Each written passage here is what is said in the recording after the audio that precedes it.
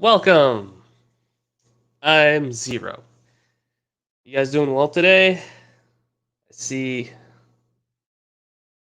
Mate, you joined at like 3 a.m. Hello, John Robert Assumption. Yeah, I don't know if you read the comments, but I got it from YouTube.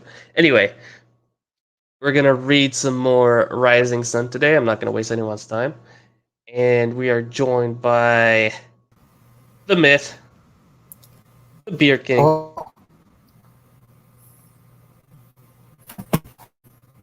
professional Hagrid impersonator. with We also are joined aspirations of by, being Dumbledore. I mean, who doesn't want to be Dumbledore? We are also joined by Exodus. Hello. I think Ryle's gonna join us in a bit. I'm not sure. He Hopefully it usually does. runs late. If he doesn't, it's all good. But if he does, he's all more than welcome to join here. Dylan, on the other hand, is a mean person. I don't want him here anymore because he said he's too busy for me now. I'm not bitter. You're bitter. Hey, it's okay. Hey, Aster. Hello, la pucelle altre. I don't even. I think I read that name wrong. But anyway, Rising Sun. Last week we did chapter 4, Culture Shock. Indeed. Yes. So okay, just so that the new people or the people that kind of forgot the story, like Exodus. Um. Oh, holy crap! Ryle's here. Hello, Ryle. Hi. You are here. Anyway, recap. Jon Snow ran away from home after beating 3 guards and killing a bear and, asking his dad about his. No, he's not his dad, but asking Killing a bear with Ned a dirt Stark. bat. Yeah, he killed a bear with a dirk, ran away, um, stole a boat, gave a horse to a lady, a maid that was kind of blushing at him, etc. Uh, threw off an Ironborn, sailed west, and found not Japan, where he found Garion or Jarian Lannister. I'm gonna start calling him Garion because it's easier for me. With his trademark grin, and we learned about Dragon Steel, which is much better than Valyrian Steel somehow. Did I miss anything? I think that's it. Don't think so. Oh yeah, there was that cringe scene in the bedroom where Garion kept making these weird jokes to a 15-year-old. Yeah, there was that. Also, the comments about how John is well built for his age at 15 and with a full beard, And his name is Jonathan. and his name is Jonathan. You're right. See, now you're remembering Exit. He said that you forgot, but you merely I repressed the I more or memories. less remember some of it, but I don't remember majority of it. You repressed them, dude. You didn't want to remember, but now I'm going to force you to remember. Are you Yeah, ready? I'll forget it after the stream. Don't worry. Every week I'll make you remember. That sounds awful. I'm sorry. I apologize for what I'm about to do to you. I'm not sure if I'm willing to forgive you, but hey, I'm subjecting myself to this. His name is Jonathan now. Yes, his name is indeed Jonathan. The writer even references his name as Jonathan in the actual comments. It hasn't even started. I'm already gonna laugh at the recap. Dude, I don't even know what we're about to find in this particular chapter. This one I haven't seen yet. The others I'd read before in private on stream before I even got the idea of doing this. So now we're about to experience this live. Oh yeah, we got our 5 trillion relationships and additional tags. I mean, look at this. Puberty hit John hard in a good way. I'm sorry. It's Jonathan. Thank you. It's not John. The Rising Sun by Dirk and Full of Errors. Chapter 5 Plans. Notes Valyrian translator used. That's the link for it. You guys told me this one is not good, so I'm not gonna use it. Actually, how do people know that this isn't good? It's essentially like, a public translator. You can make your own translator. So literally any idiot can do it. Okay, but like it has no actual accuracy. Nope. There's uh, what is it called again? Yeah, Lord of the Rings translators, and most of it is essentially people making up their own stuff. Oh, okay, that's fair. Also, hello, Dazzler. How you doing? Hello, Squad Super. So many new names. Yeah, I know. I didn't forget. I didn't forget your name. I just don't know how to pronounce it right because I keep doing it wrong. So you tell me. Additional tags are yep. Yo, those tags are beautiful. Look at these badass Jon Snow. This one's fine. Puberty hit John hard in a good way. Self-discovery. Wolf's Blood. Not for Catelyn fans. I'm sorry, her name is actually Lady Thundercunt. Is that what he called her? Sassy Jon Snow, efficient with weaponry.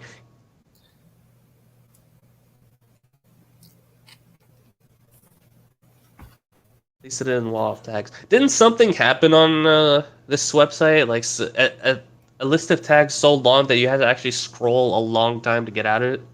Yep. Yeah. 1,700 tags before it was booted. What? Jesus Christ. Did the guy even at least get people reading his story, or was it just like a ton of tags that lead nowhere? Well, it has 1 Apparently million the story's words, for a so million words. it probably Yes. I mean, was read, it's but, over a million words of smut. Oh, of course. but the main problem is they started to announce that they would include crossovers, and then this fiction would appear in other fandoms. Like for one chapter of a crossover reference, they would post it in the in another fandom section, and people were very quickly offended by that. I mean, I would be. I've been looking forward to this too, Dazzler.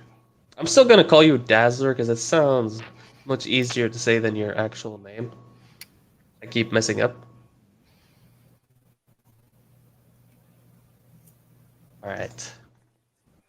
Chapter 5 Plans. Roughly a year later. Oh my god. Already a time And skip. already a time skip. I wanted to see him deal with, like, train under the swords master, whose job he didn't actually immediately know. I mean, Um, we already had a time skip 2 chapters ago, like I wanted several to see the time Swords skips. Master. Let's see here. John had only just recently turned 16. Garion found out. Garion took him out, and Garion got him royally hammered. All right, Garion. Yeah, see, we're starting out on a good note here. He got royally hammered. Get it? Because he's a royal. At least I think he's okay. It's the first time he'd been blackout drunk, and the morning after was one of the worst things he'd ever experienced. And in the past year, he'd experienced a lot of things. Ooh, I like how he says that. For starters, him and Garion got on like a house on fire now. Ugh, What does no. that even mean? I've never heard that one before. Um, it means the fire spreads everywhere without any issue. And that's a good thing. It's an old saying, which means like since the fire spreads so easily, there are few barriers between the people. If that makes sense. I know it doesn't quite work in today's world, but it kept the saying is still alive. But you know what, Dirk, I don't like you when you do this, Dirk. They bantered with each other. took the piss out of each other. But it wasn't all just jokes and japes with the pair of them. Jokes and japes? Alright. They both had what? Sorry, I have to go back on this house on fire. So I guess you could say they have the hots for each other. Oh no. No, please.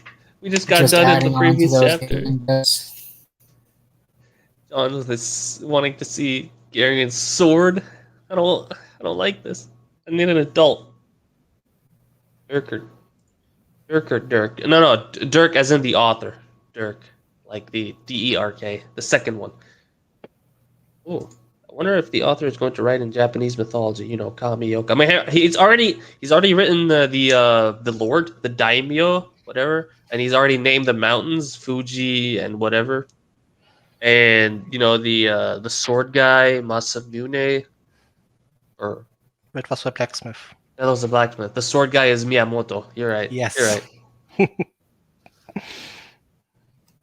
Also, just a nickname, so I'll go to everyone in real life knows me as Daz, and some as Dazzler. Most of my community know me as Lord Dazzler because I'm okay. Yes, Lord Dazzler. You must. Nobody can refer to him as Dazzler anymore. All right, he must be Lord Dazzler. Now, here. I'm just going to call him Kevin. Lord Kevin. Don't you hate it when authors don't tag yaoi? No, I don't hate it. Please. I'm not ready for that. I mean, okay, I do hate it when they don't tag it and it turns out to be that.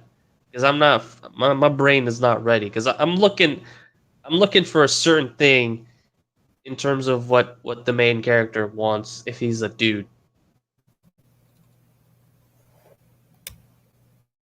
And I'm not going to say what because you already know.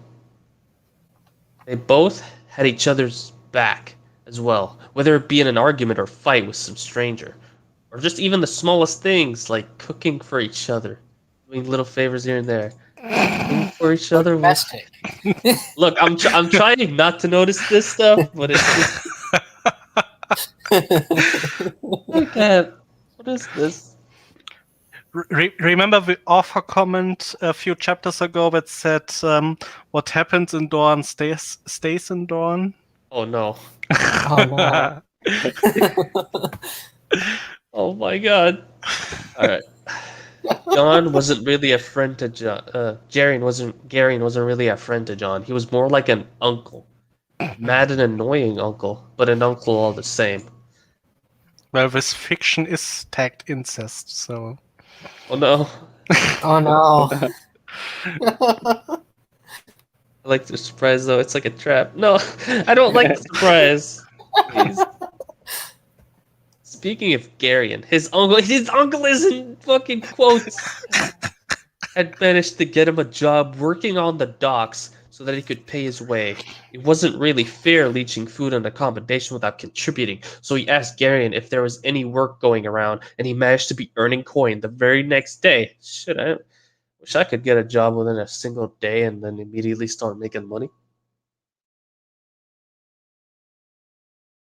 Dummy here. Hello. I'm not gonna call you dummy because that seems kind of mean.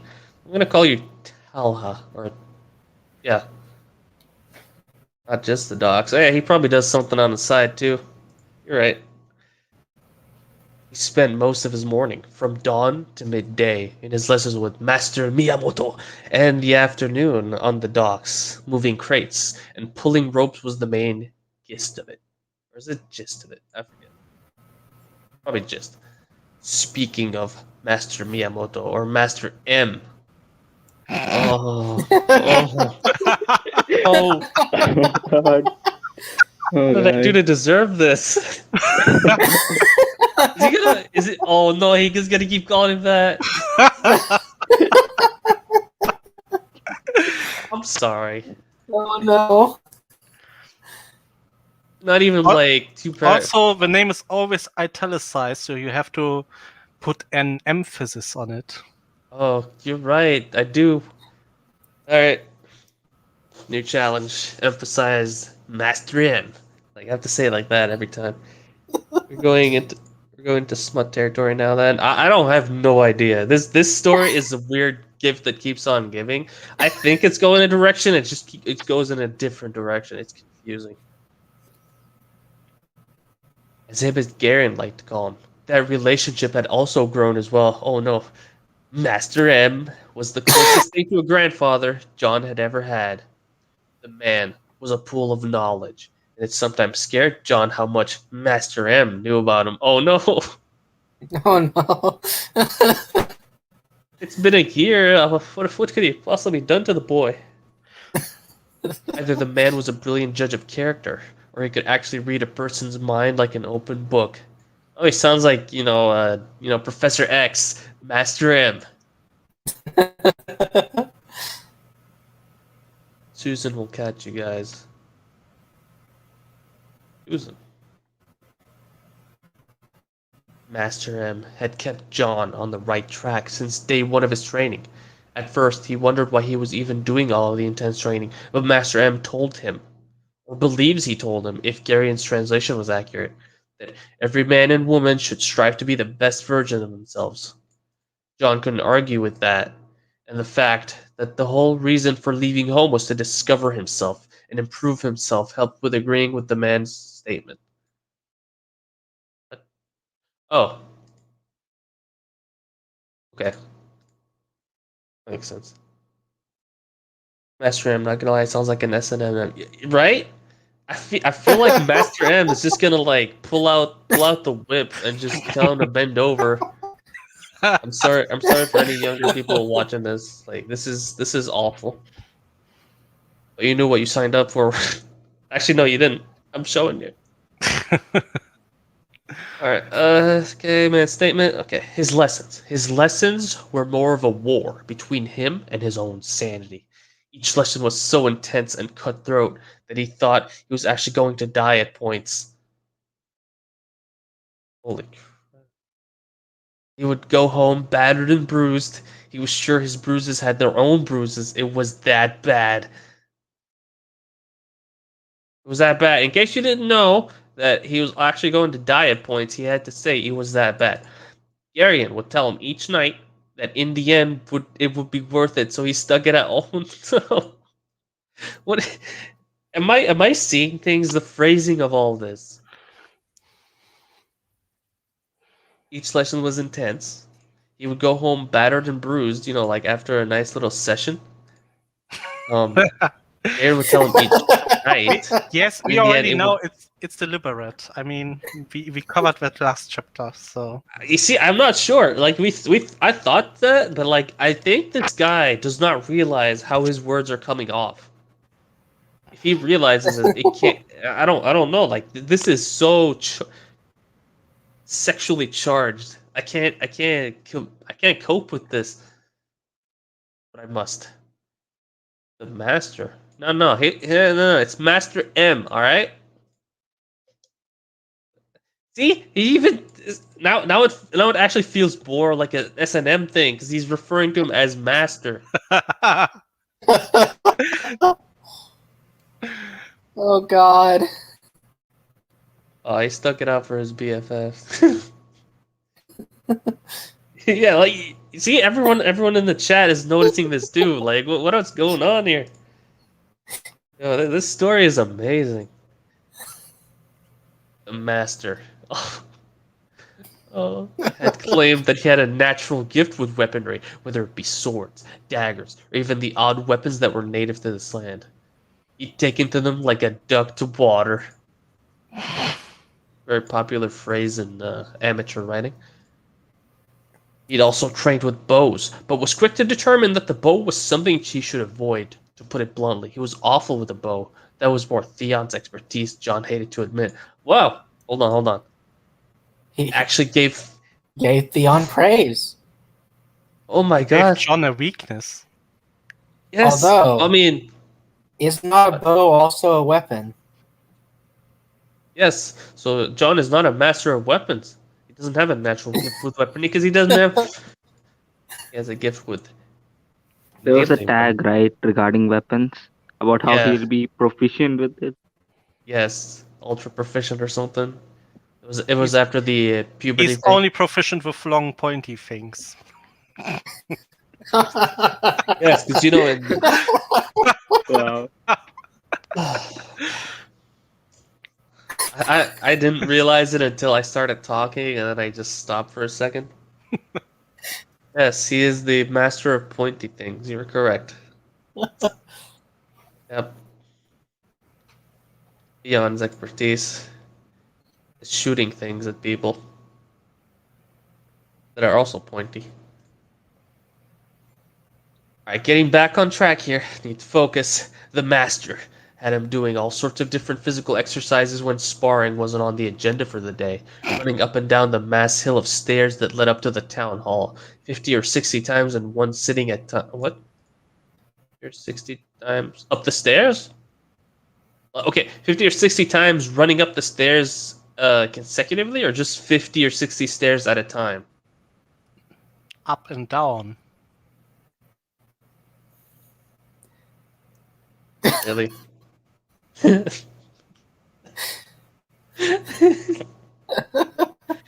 The story is amazing. Zero Rewind reading a story about an old man training a 15-year-old. Excuse you, he is 16 now? Wait, no, 15 in the time of the training. You're right, never mind. I'm sorry. Not BMF at all. Wow, one weakness. Yay. One weakness. I imagine he'll lose that weakness soon enough. It John. doesn't it doesn't What? even make sense because like didn't he hit a bear? Yeah, you're right. He did hit a bear with an arrow. A couple arrows. He fucking hamstrung the damn bear. He just Almost. ran It out just of feels arrows. like That's why he used the it- dirk. Yeah, It just feels like one of but those, that was Aya's weaknesses. fault. One of those cliche weaknesses, bow and arrow. It feels like an MMORPG version of Jon Snow. Like, I'm really good with swords, but I'm not the ranger class, so I can't use a bow. But he did use the bow earlier. I know. Or he can only use the bow if he hadn't has spec'd to. yet. He hadn't spec'd Yeah, the warrior yet. That's why he used See, the like- there. Yeah, like you start as an unspecialized class that can use all the weapons, and then you become specialized. He's a weapons master, melee weapons master. He doesn't know, like, he can no longer throw rocks, use a crossbow. Like, he can't do any of that anymore. Obviously, watch him use something like that soon. John had counted the number of stairs due to the fact that he'd ran up them that many times. It was a rough estimate, but he guessed around 100 to 200 steps made up the stairway to hell, as he's dubbed it. If he has counted them so many times, why is he unsure? Why does he guess about it?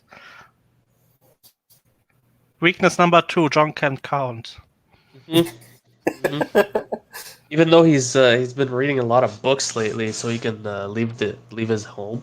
Well, now lately he has been training with Japanese. He hasn't sword read master. in a while now.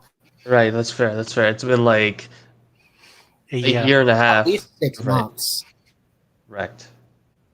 He'd been tasked with climbing the face of a steep, almost sheer cliff that he'd later learn was actually just the base of Mount Hakusan. He couldn't for the life of him even think about climbing the entirety of it, and if Master M tasked him with doing so, he'd probably tell him where to get off.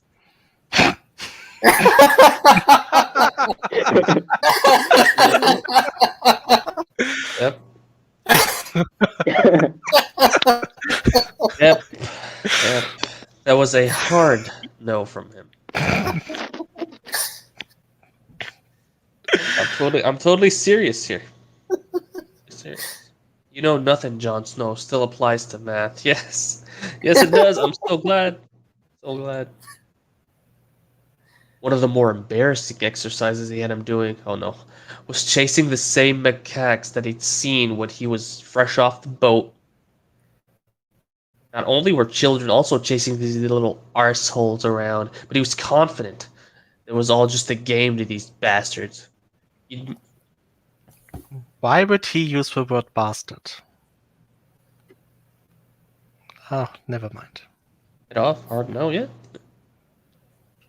Yeah, At John least he referring draws to the line at mountains. Yeah. He'd managed to catch quite a few of them ever since he started. But his reward for capturing these wily little things was just an abundance of scratch marks with a few of them pissing on him. I don't wonder he's calling them bastards. One or two of them had even thrown their own poop at him, knowledge that he'd kept away from Gary. I think I probably shouldn't say this particular word because YouTube might be like, "No, you're not a nice person. I don't want to." I mean, you are not monetizing the stream anyway, are you? That's fair. Eventually, I might. Also, one or two, shouldn't that be written out? I know, yeah, but he didn't want to write type 4 extra letters. Come on. 6. John Norbert Assumption says, "I'm trying to make Exodus laugh." Don't worry, Yes, I've been laughing for a long time. That's not hard to do. We only need Dylan here, but he won't come. You just needed to mention his name. I'm sorry, Ryle. I don't know if you noticed, but Dylan is too busy to play with us, or we're the band of kids trying to impress him to play with us, and he doesn't want to. We're not good enough for him. All right, Yeah, seems like it. we'll never be good enough. All right. Embarrassing exercises, 1 or 2. Okay. Knowledge kept away from Garion. I don't know. He might like a little bit of poop adventures. If gets it. All right. Not only had his sword skills improved, but so too had his more stealth-inclined skills. The ones he had learned to adapt to living under Catelyn Stark's glare. Oh, she's not Tully Stark anymore. The skills in question had become quite handy when it came to pissing Garion off. The man was adamant he was trying to get rid of him by causing a heart attack whenever he snuck up on him. John. Yay, he's becoming a ninja. I didn't want to say anything because it just sounded far-fetched because, in actual original Japan, ninja were just like regular people. And yeah, they knew how to blend into a crowd and sow discord, but most of the time it was just regular-looking people who didn't specifically train in super stealth or whatever. This is a fan fiction, though. You know how ninjas are portrayed in fan fiction. Except Yes, Naruto fan fiction. That's his own thing. Believe it. You believe it? I should write one of those. I have tried, but I just lost interest when I was writing that one. I think it was like a time travel. Yeah, it's because it was time travel that I lost interest. But anyway, John would always tell him he couldn't get rid of him because who on earth would carry on teaching him Nihongo? Oh no. Why can't you just say the native tongue? He wasn't fluent in the language, but he believes he can take part in a cohesive conversation. He means coherent. Okay. With his master and the natives of the island. No, he means cohesive. Cohesive Sure. means to stick. It means to stick together, doesn't it? Oh no! You said stick, and I thought about something. Oh, I'm sorry. How can they hide in the crowd when they don't look like the crowd? Exactly. This is a good point of why ninjas actually look like the crowd. Arian would say that he's learned the words well, but his northern burr made some of the pronunciations sound ridiculous and hilarious. John would always tell him to piss off. Burr? I've never actually come across this word in use. Interesting. Is that how it's used? I have no idea. I have no clue either. Yeah. Let's do a research thing. Burr description. Yeah. It means a whirring sound, like a sharp sound, like Really? phone ringing or sounds of cogs turning. I guess that So works. Google says. Yeah. See, even the comments are like burr. I'm like, yeah. I mean, Really, it's it's a not in word. wide use. Obscure word for the day. Burr. I'll add it. I'll add it in my creative writing channel later. Let's see here. Snuck up on him. Piss off. All right. With all the training and lugging around on the docks, John would return home at night feeling like a dead, aching weight. This went on for nearly 5 moons, but eventually he and his body got used to and adapt to the stresses of the day. The results of it, the results of it all were shocking to say the least. Also a very common thing amateur authors use. Aaron Burr drops some knowledge. Oh no. I already see the next sentence, and it's one of the worst things you can do in fiction to describe a character. John would often wake up on a morning and just stare at his reflection in the looking glass. Oh no, are we gonna find it? Oh no! Garion would jape that he fancied himself, but it wasn't that. He just wondered what the fuck had happened to the old Jon Snow. Wasn't the old Jon Snow as tall as, like, Ned Stark, the Awakened Wolf, Lyanna's beloved brother? Oh, Yes. Yep. We have a description, ladies and gentlemen. I all predicted it. Description time. His hair was exactly the same as it always been. Shoulder length, raven curls. Although he did try it out in a bun at one point, but Garion just took the piss. Always asked him why there was a rat on his head, and thus the bun was no more. Thank God, no bun. No weebness. His beard was a little bit thicker, but still neatly trimmed. Something to this day Garion was jealous of. How thick can his beard be at this point? I mean, I have no clue. Like we saw what it looked like in the previous chapter. It didn't even look like a thick beard. It looked like my beard, which is basically just covering my face. It wasn't like spreading out and down.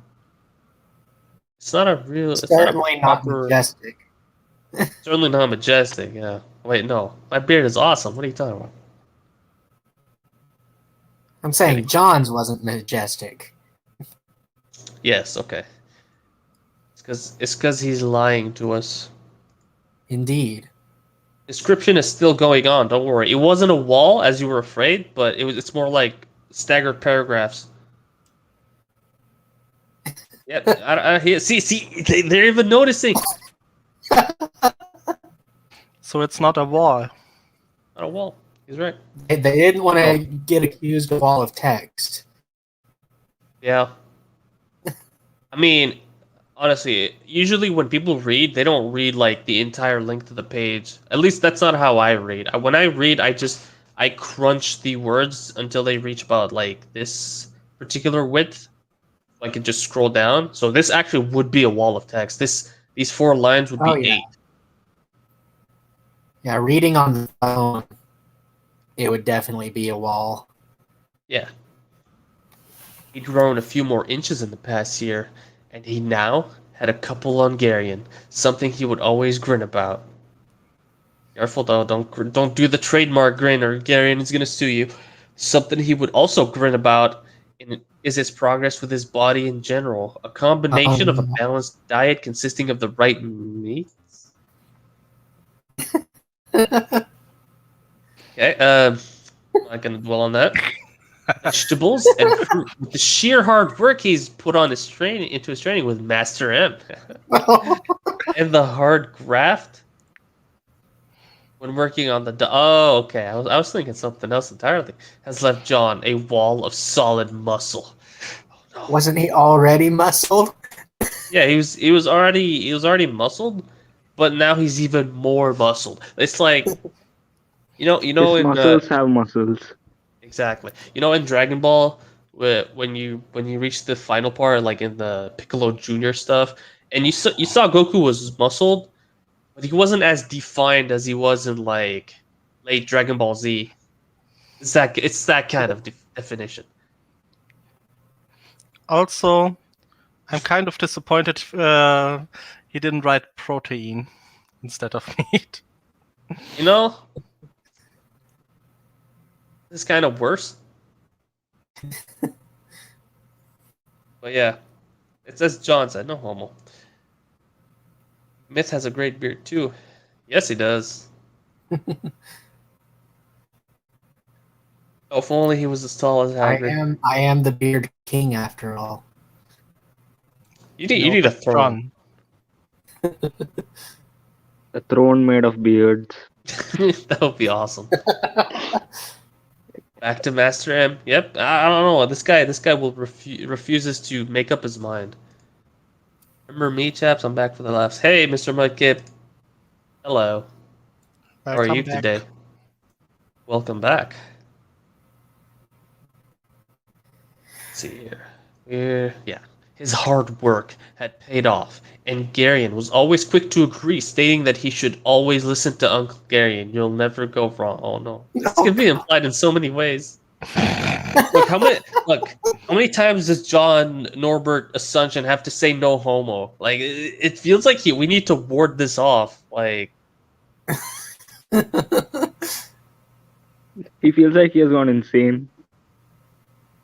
how does he know what the right meats are? Oh, his Japanese overlords know. They know Master M everything. let him know. Master M. Yeah, Master M. Between sessions with Master M, he'll feed him right. You know what I'm talking about. Oh god. John Norbert says it's lagging. Is it really lagging, though? I don't think so.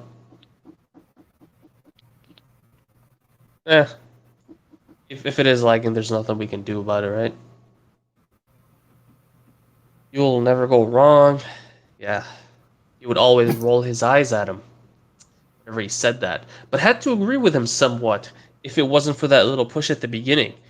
He wasn't sure how it had have turned out. Okay, I kept reading a word that wasn't in this sentence, like how it would have turned out, but I would see had and would confuse myself every time. I don't like you when you do this, Dirk. Master M gives him the right meats. No lags. Yeah, John, must be your connection. I'm sorry, dude. I'm really sorry. Him and Garion weren't the only ones who appreciated his hard work, if the looks he would get in town were anything to go by. Oh, he's getting more looks. Oh, wait, but he seems like he's actually noticing him this time.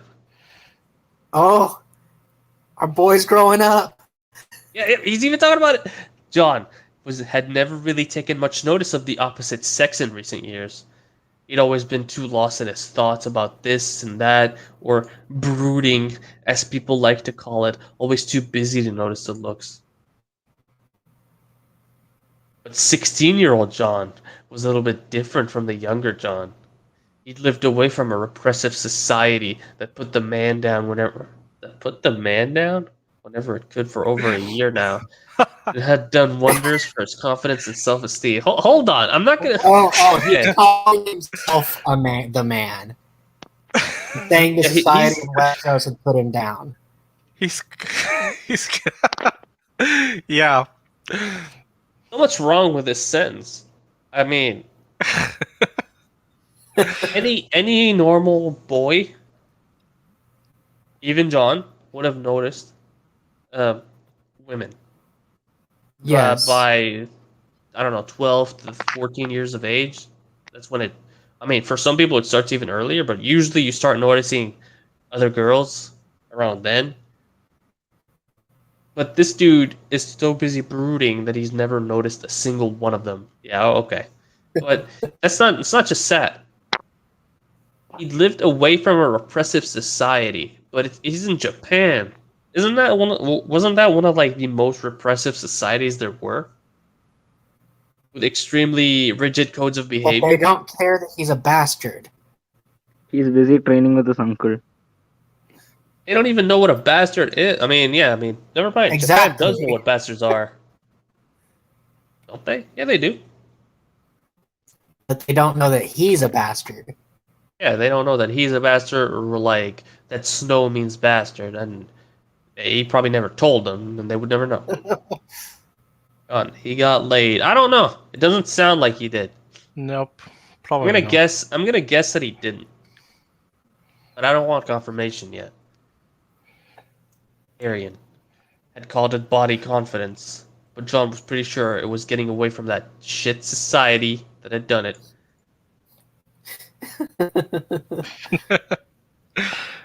Now, John would wait. Isn't he continually grabbing, getting poop thrown at him by macaques? Yeah. He's still kind of in a poopy society. Isn't that a training scene from Dragon Ball Z? Where Goku is hunting the monkey? Yes, you're right. That is when he dies to Raditz and he goes to the King Kite's planet or North Guy, and he has to catch the monkey. Yeah. Very funny stuff. At least that gravity isn't bigger in Japan. Also, welcome, Jippy? Welcome to the stream. I hope you're ready for more cringe. Okay, here. Also, body confidence. Just, I read that and I hesitated, but yeah. Yeah, let's move on. Now John would find himself doing things he wouldn't have possibly thought he would do ever. He flirted with girls. Oh man, our boy's growing up. When he was out and about, actually flirted. Jon Snow did not flirt, or at least he didn't. Jon Snow has changed. Let me show you how he's changed. He flirted with girls. I'm going to repeat this. He actually flirted. And then I'm going to make a statement that Jon Snow did not flirt, just to tell you how weird this is that he is flirting with girls. And then I'm going to state the That past entire tense. paragraph is one sentence. Yes, and yes. This is so weird. I mean, it's all written in past tense. Shouldn't the Jon Snow did not flirt be written in, I don't know, what is it even called in English? Past perfect? Had not flirted? Yeah, something Yeah, like like that. a further past than the Jon current past. Snow Right? did not flirt, or at least he hadn't. Hadn't, yeah. It's supposed to be like a period here, and like Jon Snow did not flirt as a sweeping statement of like fact. And then, or at least he didn't, or at least he hadn't until now, right? Yeah. Either way, it's not well written. Oh, it's terrible. This is awful. I mean, this is something you will see a lot, and many of the fan fictions will probably read, and most people learn to live with this. Most people. Dylan. Like no offense. Like if people can deal with this, great on them. They can read, enjoy whatever they like. But for me personally, I see this and it hurts my soul. John, I'm sorry. Jonathan had flirted while also not flirting. I had to create the Schrodinger flirt.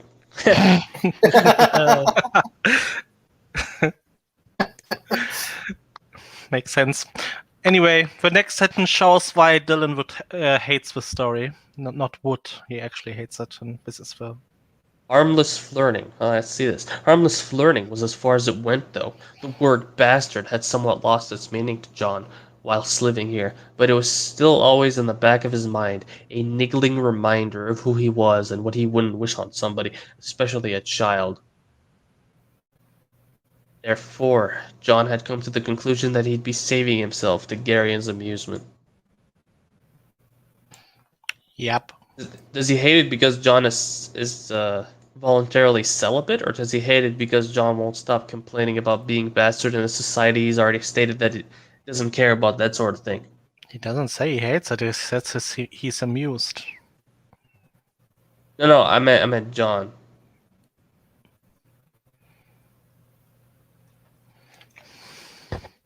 No, sorry. I meant Dylan. My brain shut down. Why does Dylan hate this? because John only flirts with them, he doesn't do the act. Okay, so he cares more about, the celibacy rather than the him course. complaining about being a bastard. What do you think? Or am I just corrected automatically? I How mean, do you know he Dylan likes said this? bastards, but in the other sense. He was interrupted from his thoughts when a wet cloth slapped across his face. What? I don't like where this could be going. The fuck was that for? He asked as he glared at Garion, who was washing the bowls. Stop brooding and help me out with the washing up, he replied. Oh, they're like a couple. So domestic. John got up from where he was sat.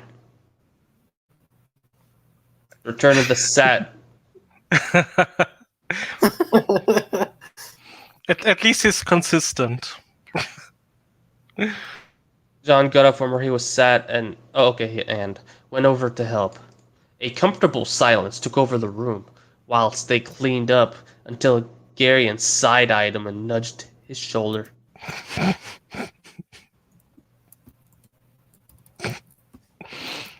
Continue. A wet something, says John. Yep. What's all that about then? Not seen you brute since Master M told you about the whole Destiny for Greatness thing. Destiny for Greatness? Oh no, okay. At this those point, three I'm words trying here. to hate the fact that he's only telling about Master M. He's not showing Master M. Yeah, we don't actually know what Master M is like. It's just like Master M told you about this. Master M, this happened with Master M. I think Master M is code word for like Mario. I don't know. It's genuinely annoying. I know. Well, we must. You know that feeling of annoyance you feel bubbling up within you?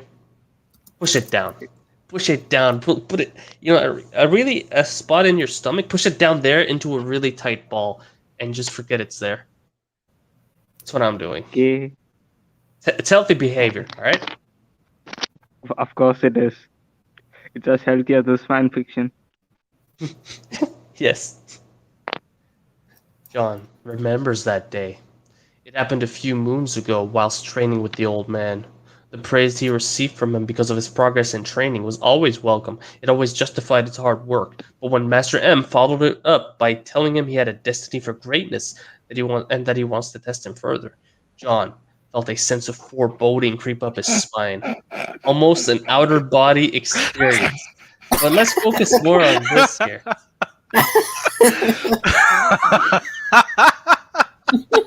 Oh wow! Once- This is just some Wants to tough test him math, further.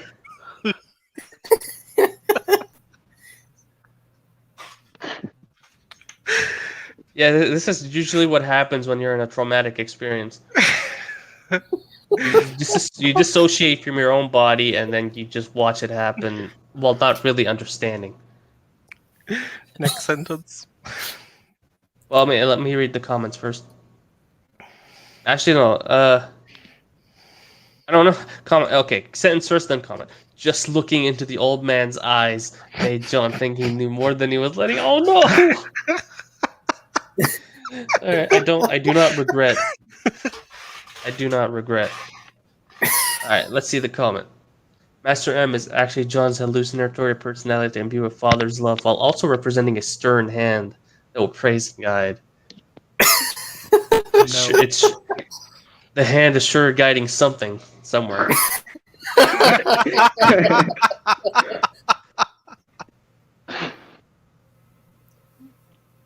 Ooh, hello, Ralt. Hello. Are you the Ralt I know from Shiro's server, probably? Oh, I thought you meant from Pokemon. Yes, he is. No, I think also from Pokemon. You're right.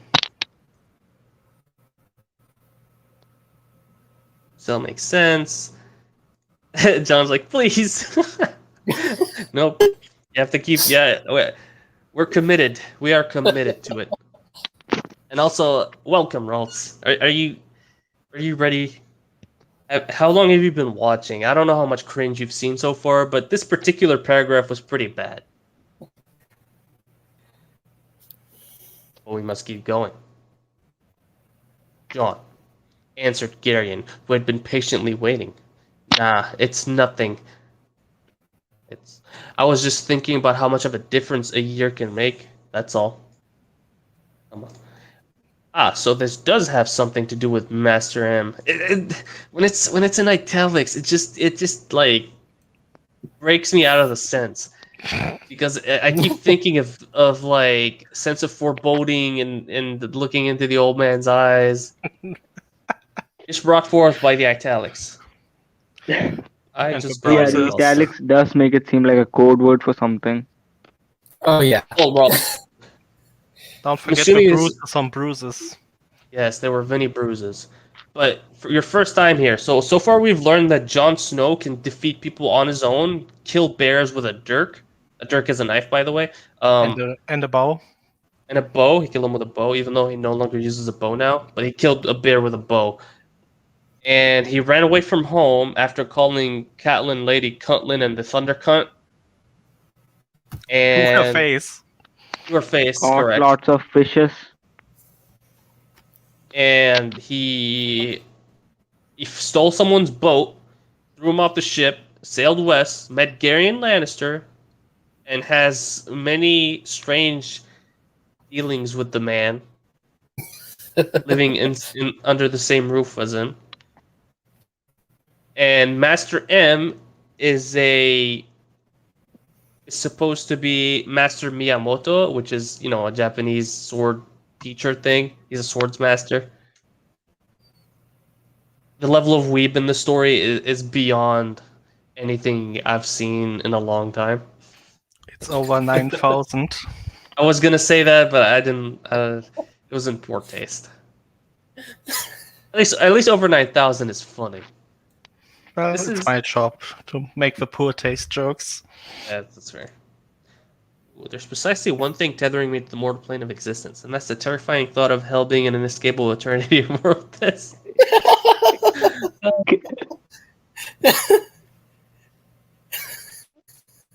Ralt is like, I'm sorry, I'm just thinking of Master Masochist. Yeah. Fanfics that desperately needs betas and not knowing if it's yaoi. Oh. This needs an edit. This needs a really massive edit. Yeah. All right, let's see here. Difference a year can make. Okay. So this does have something to do with Master M. He's been harping on at me about how he thinks you're ready or something along those lines. And I'm guessing he's mentioned about it to you? Okay, talked. Also, he thinks you're ready, John. I'm ready. Ready for what? He's mentioned nothing to me. John replied. This better not be about this destiny thing, he thought.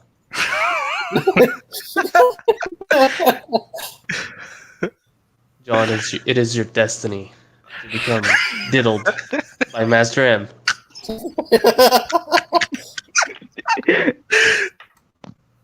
Hello, frog.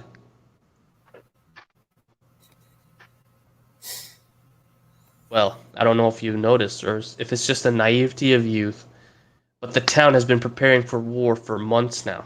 Food stockpiled, buildings reinforced, headcount. The daimyo are not taking anything for granted now that talks with the other islands have completely broken down, Darian said, and for the first time meeting the man, he looked concerned. For the first time Wait. since meeting the man? Yes. Yeah. After 1 year, he's never seen him concerned. Never seen a single sign of there being war in the horizon, even though the previous chapter, the guy mentions war on the horizon. Like, Yeah. He was blatantly told, but nope. But no, Oh, he I've hasn't. noticed- He hasn't noticed it. Well, no, look, he did notice something. Let's see what he noticed. John had noticed a lot more movement around town in the recent month, but didn't realize that the situation was so dire. What? Food stockpiled, buildings reinforced, head counts. Talks with the other islands have completely broken down. There should be an air of tension in the island. but didn't realize the situation was so dire. Yes, John is kind of a dumbass. I mean, yeah. I mean, I don't. He's not a badass MF. He's a dumbass MF. Wasn't Miyamoto the dude who bashed in Sasaki Kojiro with a wooden oar while basically using BS tactics to win the duel? He is a waifu in Fate 2. There, I'll let my inner weep out. No, you don't not slink away. It's cool. I enjoyed Fate. Especially that first anime that nobody seems to like. I like the really bad translation dub. Well, not dub, the translation subtitles. You mean the people die when they are killed? Not just that. There was a scene where like he Emiya enters a room and like there's nobody there and he says something feels corny, and I just lost it. Like corny? Like I'm sure the translation wasn't that. It's probably like something is off or like something is creepy or something's not quite right, but it just says corny and I just my brain just shuts down. Let's see here. And yes, Miyamoto is the legendary figure that is being used in this story. And the I don't know if you know if you've read the previous chapters, but like the blacksmith is called Masamune. Or Masamune, that's the name. Yep, Masamune. And the like this is Japan. This is Japan. You got the daimyo, you got the Mount Hakusan, you got the Mount Nihongo. Fuji, Nihongo. I mean, it's It's literally all- in the name. Nihongo, Japanese language. It's literally Japan. Japan and think- Westeros. I think the Planet. best part. Yeah, I mean like Planetos, but the part that amused me was like with previous chapter a comment on it said something along the lines of there being an actual Japan counterpart in the map was called Lang, and the guy didn't use it. That would take research. 0. Yeah, even I know someone. Yeah, like the cursed sword and basically every cliche swordsman in Fix. Yep, probably. Nope. The curse sword is Muramasa. Muramasa?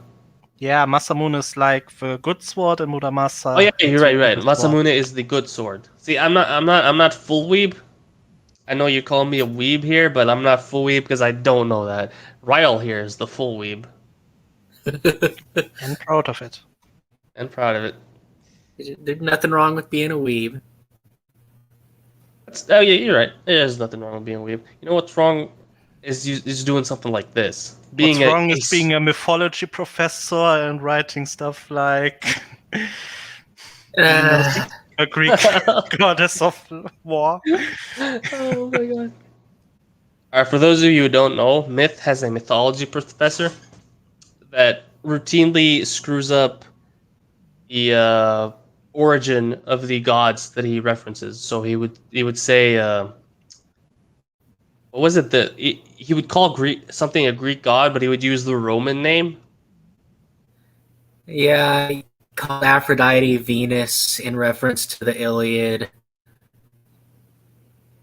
Said Achilles was the son of... Yeah, a lot of little things that irk. So the meme that we've essentially started in the server is basically referencing gods and referencing them specifically wrong, just to mess with the myth. Zeus is the god of water. God damn it. But honestly, my favorite god is the god of war, the Greek god of war, Please. Mars. Please.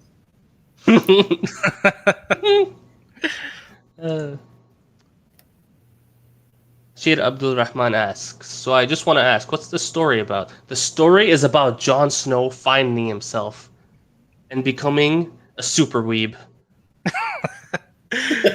Yeah, pretty much. Oh god, it's literally, yeah. Null the Null. Ah, yes. Mess with the mighty Mythbot. Oh yeah, don't they think you're a bot in Shiro server? Mythbot has ascended to Mythbot. Yes. Reminds me of Disney, who think Hercules came after Cleopatra. Wait, they actually think that? Well, in the animated Hercules. Oh, yeah, yeah. But seriously, or like a joke? Was it a heck moment? Yes, this is a story about an old man training a 15-year-old, but also a story about a 15-year-old being more good-looking than people double his age. The myth mod is eternal. Animated Hercules with a whole. That was the whole thing. Yeah, I faintly remember the movie. I need to rewatch it. We need to do that. We need to maybe not watch Lucifer one of these weeks because I keep watching that religiously at this point. And get I'd it. be fine with skipping Lucifer for Hercules. Yeah, we could do like a week of. As long as it is, it's still a good movie. Yeah, that's fair. Actually, I don't know. I don't know if I have it on Netflix Canada, but I mean, if one of you has it, you guys could. It's on Disney Stream it. Plus. I Probably. have access to my mom's Disney Plus, so we can do that. I also have Hero to Disney Hero is a Plus. bop. We shall see. I mean, we got time. We'll figure it out. But let's keep going with the story. Let's see here. Destiny thing. I don't know. Okay, naivete and a lot of movement. And he didn't realize the situation was dire, even though everybody was reinforcing, food stockpiling, blah blah blah. As much as John acted the confident, silver-tongued youth around people, prospect of war worried him quite a bit. For starters, he's never killed a man before. The prospect of taking hold of another person's life and choosing to end it disturbed John somewhat. He Hold on threw here. a pirate off a ship 1 Was hour wearing away his armor. from 1 hour away from the coast. Yeah, He like totally killed a man. he's already killed someone. Jon Snow. But he doesn't. He didn't read part in a book, so he doesn't know that he died. Oh yeah, he doesn't know that people die when they're killed. Yeah. Yeah. Oh, this fucking story. It's amazing. It's amazing. Like, bear? He killed a bear, that's right. So Yeah, you but kill it animals, but He The said bear he's is never not killed a cursed. man before. look, John still has morals. Even after he threw the pirate off the The boat, Ironborn. the Ironborn, I see that sentence. he killed fish, but he did not kill turtles because he's a good man. Yeah. And he's never killed a man before. He's never killed a man before, even though he's actually killed a man before, but he doesn't know he killed a man before. I mean, maybe when He he has threw double that person, standards. maybe when he threw that person off a boat, he actually discovered it was a woman. He killed him by Episode proxy. says, so this is just Weep Snow in old Japan, and Game of Thrones is basically forgotten. I mean, no, he's gonna. It's The not author forgotten. specifically, it's not forgotten, but he ran away from home. The first 3 chapters was him running away from home. 4th chapter was him getting acquainted with the new land, and now we're like dealing with this. He will come. He will go back. The author has said as much. And yes, no turtle soup. Bottom stuff. All right, let's see what's after here. Talked about this with Garen, and he said that the first one is the hardest, and that you have to remember that these people are trying to kill you as well. It's you or them. It somewhat helped. Wow. Such a deep Very, philosophy. Very hard-hitting stuff. He replied to Garion, I've seen the influx of activity in town, yes, but I still don't understand what that has to do with me being ready. Oh no. I saw this. Garion sighed. I saw that way back. I wasn't looking. No. Oh, Come on, no. read it. That last line, I'm sorry, but I already lost what's on the line. Oh no, I saw that too. No! Come on, read it. Alright, Gary inside. He's grooming you, John. No. I'm not fucking him. No. He is You aware sound what so he's writing. traumatized. This is terrible. He's totally aware what he's doing. He's what? He's grooming him. He's grooming him. Master M wants to get his jollies. See, the author is realizing what he's writing at this point. I think Ryle's No, got the point No, here. he is realizing. That's why he's. He's doing this on purpose to us. But at least John has his priorities straight. He's staying celibate, as he said he would. Will you shut the fuck up for once and listen? Gary inside. He's grooming you for war. He's told me that he sees himself in you. Okay. Wants to be in him. Yes. And God damn it, Jon Snow. And he's not fucking me. Garion just looked at him exasperated. Can you be serious for once? You can be Dumbledore. I'll try, he replied. And so, Garion explained everything to him. Everything on how Master M has been training him to be a samurai. Oh, no.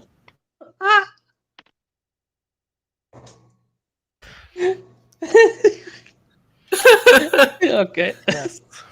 Come on. Sorry. I must keep going. Okay. Hold yourself together, Zero. You got this. Master M has been training him to be a samurai, a highly respected soldier of the field, so they could fight alongside Master M when the inevitable war arrived. He explained that spies the daimyo had sent to the other island had discovered a group calling themselves the Imperial Clan, and that they've been consolidating power by ripping existing clans apart and absorbing whatever numbers they had left into a major powerhouse. So, when you say spies, do you mean ninja? Samurai? Ninja. Ralts, I don't know why, but I'm getting the Last Samurai vibes. Like, yeah? Yeah? John, this sounded just like Aegon the Conqueror if history was anything to go by. This was completely unnecessary to write. Word padding. 1, 2, 3, 4, 5, 6, 7 words. But if what the spies were saying were true, it sounded like they were doing it in the most brutal way. Yaren explained that Hokkaido, the most easterly of the 4 islands, had already fallen to this clan, and that the Honshu resistance was already fighting them and losing. This group was making their way west across the entirety of the 4 islands, and theirs was next. Hokkaido is in the north. I think he just used names from Japan and just threw them up haphazardly. But it's He turned the island. if he takes Japan, at least get the good geography right. I mean, That's fair. He just rotated the islands. Now Norbert Assumption says, scratch my him getting laid comment. He's definitely the center of rumors of him, Garion, and Master M. Majority of really. Yep. that's what all the looks are about in the city. Yeah, that's why they look at him, because they have a three-way going. The only thing La Pucelle says, the only thing missing now is Nobunaga, and the Imperial clan is smelling fishy. You know, it wouldn't surprise me at this point. Oh, it will surprise you. It will really surprise you. Ralts makes me want to see John get trained by Geralt and become a Witcher. I'm all dumb idea, but I'd be interested in that than whatever this is. Honestly, it's not a dumb idea. That actually sounds good. That sounds like an awesome idea, actually. That sounds like a great idea, Ralts. I should like write this down and see. You can get general chat. Idea: Jon Snow trained by Geralt. Also, we have a new person in the server. I should have probably said welcome. I'll do it after the stream. Anyway, So I'll just wait for Nobunaga being in charge. It'll probably happen. Do we know their motives? In charge, yes. I don't know. The word usage. It can't all be about wealth and power, John naively suggested. Arian just looked at him. It's about wealth and power, John. You're not calling him Jonathan anymore. No two ways about it. He's serious right now. Yes, this is serious mode. Roll as am I in your server? We'll check that out afterwards. You probably are, but if you're not, I think Myth can just you can just invite him then. It's cool. Yeah. If you Towns have and to villages. ask, probably not. Towns and villages and okay, are being okay. For valuables, women are being took for raisins, and children are being trained to fight for them. Garion shook his head. Yes, I wonder what reasons these are. Also, he has this entire gay subtext, but women being took is for reasons where he has to be. Yeah, this writer has a really weird mental disconnect. You saw in the previous chapter where Rhaegar refuses to marry his daughters to betroth them, but his sons, it's just fine. He betroths them just fine because they're guys and they can handle it. But women can't handle being betrothed to someone else. It bothers me because it's kind of dumb. But I mean, it could make sense considering the Rhaegar's trauma. But at the same time, you can see he's talking the way it's the author's issue, not the character's issue, because this is Garion here, and he's saying being took for reasons instead of just using the actual word. But yeah, I digress. It's all being spearheaded by a man claiming to be a god. He's declared himself Emperor of the Four Islands, and everybody has become an automatic enemy of the state. So this emperor is just a tyrant lusting for power. Is that what you're saying? John asked. That's exactly what I'm saying. Garion sighed. The daimyo and Master M have been preparing for this for months, but aren't very optimistic. The spies relayed the numbers to us, and the Imperial clan have numbers close to 50,000 soldiers. The Honshu resistance apparently have 20,000 soldiers, but are fighting a losing battle. When Honshu inevitably falls, the Imperial clan will have numbers close to 60,000. Calm down, you don't know. 20,000 can actually beat 50,000 given the right conditions. Also, all these numbers will just confuse John. He can't even count to 200. Exactly. Don't even start. You get like 180 to 200 steps. He can't even count. You're gonna throw 60,000 at him? You can't do this. Not gonna lie, if he uses the Fate version of Nobunaga, I'm gonna read this fic. I mean, yeah. It's nope. Shouldn't It's we be helping them? What are you saying? I'm not going to spoil it, but it will be a twist. What a twist! Oh. Shouldn't we be helping them? Consolidate our troops just like they have? John asked. Arian just shook his head. By the time we have everyone armed, ready and traveling there, Honshu will have fallen and we'd be sitting ducks. He likes to use phrases involving ducks. Probably because letter difference here. Well, Kyushu will be the last island to be attacked since they're most westerly. Westerly? We should group up with them and compile a defense strategy. We can't just sit around waiting for the inevitable, as you put it, John said, annoyed with Garion's defeatist attitude. At the end of the day, John, all we can do is fight. It's a fight none of us think we can win, but it's a fight we have to take on. 9 times out of 10, war is a numbers game, and we don't come close to having the numbers. Also, he just ignored what John just said. Exactly, like, this is typical person in authority ignoring the person who has the power. Well, not the power, but who has any sense for Any two sense. seconds. Yeah. Oh, he's trying. How many fighting men does Kyushu have? John asked. He was trying to formulate a plan. Maybe some sort of suicide mission was in order. What? 6,000. Yes, Yeah. Jon Snow, the guy who can't kill but who can send people to their deaths. Oh my god, yeah, you're right. He's Oh. fine. He's fine telling people to go die. Didn't Ned Stark, the Quiet Wolf, Lyanna's beloved brother, teach him to the man who who gives the sentence has to carry out the sentence? Yeah, see that? But apparently those lessons don't matter because he hates him. I'm Fair. sorry, no. He said he loves don't him. forget, he's the awakened wolf now, not the quiet wolf. Of course. I'm sorry. Ned Stark, the awakened wolf, because he started yelling at Lady Thundercunt because she tried to pass off Jon's disappearance as his death and tried to hold a funeral. A betrothal. I mean, a betrothal disguised as a funeral for Jon. You're right. Because What happened to nothing sabotage. because nothing is better for a betrothal than having it done during a funeral. Nothing gets the juices flowing more than that. I'm sorry for saying that. Brings people together. Oh, no. All right, John Norbert Sundgren. What happened to sabotage, spies, actual tactics? Actual tactics? We don't do that here.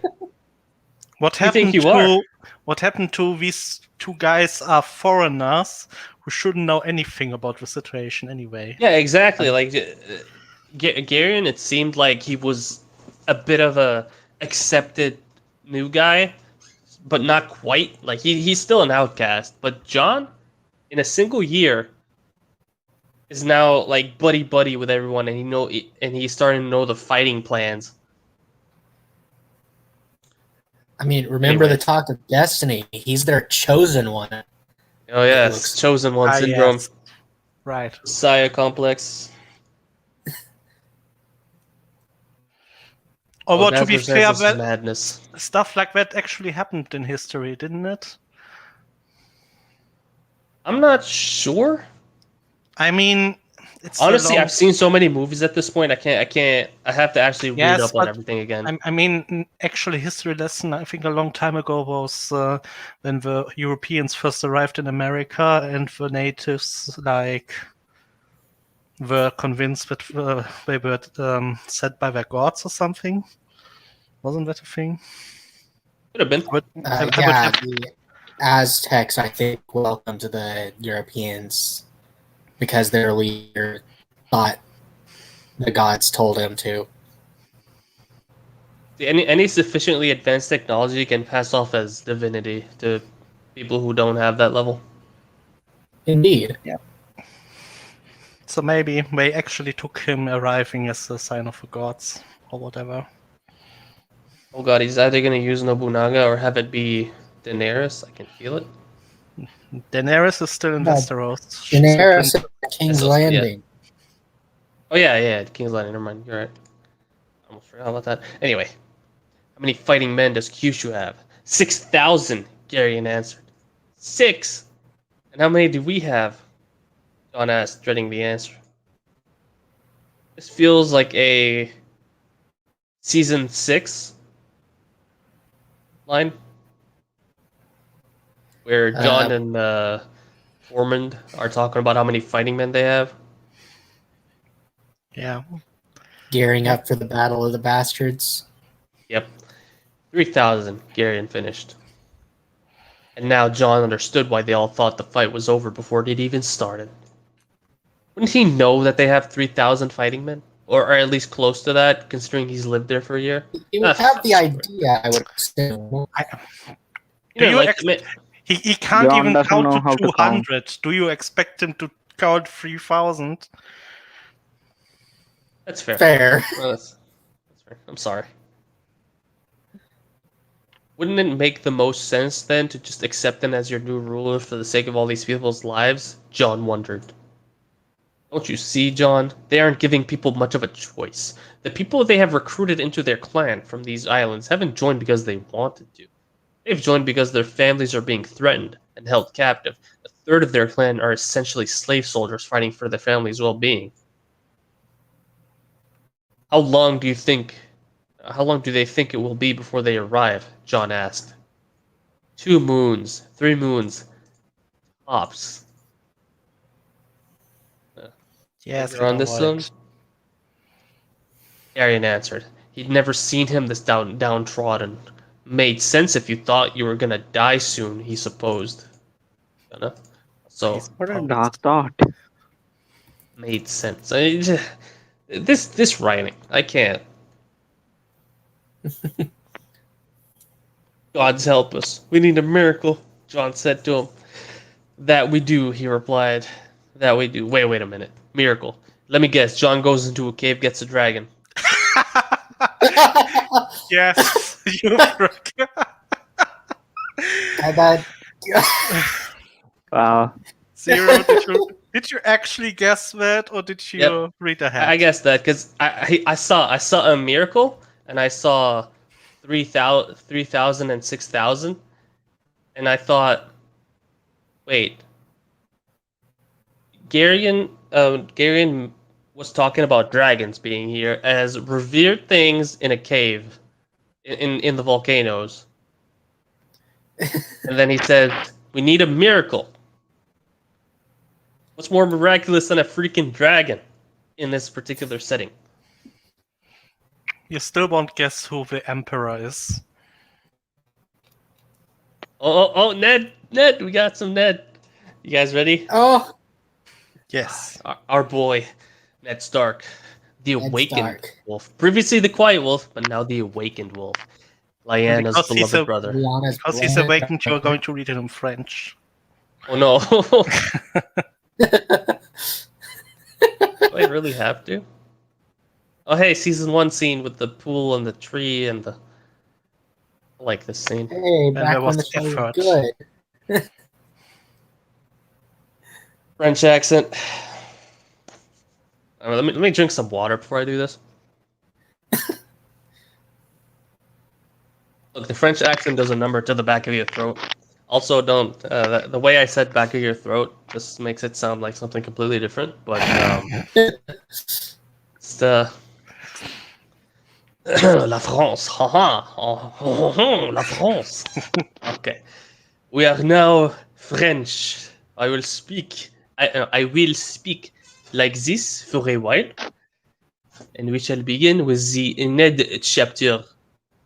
Look, it's Ned. Look, it's Ned cleaning his sword, and that is Lady Cuntlin. This undercant panic struck like a lightning bolt as he read the raven his wife had handed him. Sitting in the godswood under the heart tree was supposed to bring him calm and ease, but as he broke the hand of the king's seal, he felt dread. Do they know? He wondered as he unrolled the parchment and laid his eyes on its contents. Dear Lord Eddard Stark of House Stark. Dear? It has come to our grace the king's attention, that his most northern kingdom has been somewhat neglected by the crown since the conclusion of the Greyjoy Rebellion. With that in mind, his and her grace, King Rhaegar and Queen Elia, along with Princess Rhaenys and Princess Daenerys, will be making the journey north to visit and deal with any grievances that you or your people may have. By the time you receive this letter, the royal retinue will be roughly a month away from Winterfell, and his race hopes this amount of time is satisfactory for preparations to be made for their arrival. His Grace looks forward to meeting you again. Sincerely, Lord John Connington, Lord of Griffin's Roost and Hand of the King.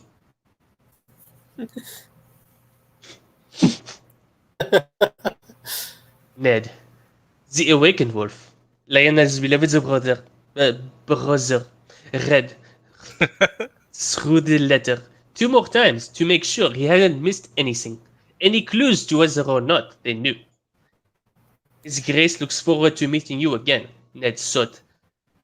That sounded a bit ominous, if he was being honest.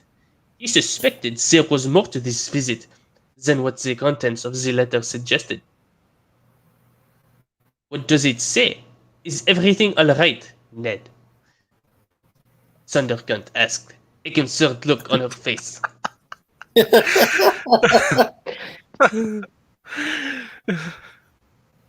Say baguette. Baguette. Ah, j'aime manger de la baguette. Ah, France. I speak French, by the way. That's why I can do this accent. Anyway, the royal family is going to be visiting us. They'll be arriving in a moon's time. This needs an apostrophe. Ned replied as he skimmed through the letter a third time. Did they say what they were traveling so far for? Catelyn asked. Antolin. Ned could already see the gears turning. Ned handed her the Yes, letter. turning medieval Gears times. turning. Okay. There are no gears here. This is medieval times. Sacre bleu. Ned. Mon Dieu. Mon Dieu. Ned Stark. Stupid. Ned handed her the letter. The hand of the king said that the king and queen believe they have neglected the Norse, and this visit means to fix that. Catelyn read through the letter and replied, it says that the two princesses will be traveling with them as well. Why would that be? She knows. She knows why. She knows. I'm not sure. All I know is that we need to prepare, he answered. He didn't like the gleam in her eye when she handed him the letter back. I'll get right on it. First things first. Rob and the boys need new clothes for the visit. And the girls need new dresses as well, Catelyn said, as she walked out of the Godswood, rattling off tasks that needed to be dealt with. Clothes Ned. shopping first. Shopping. They need new clothes.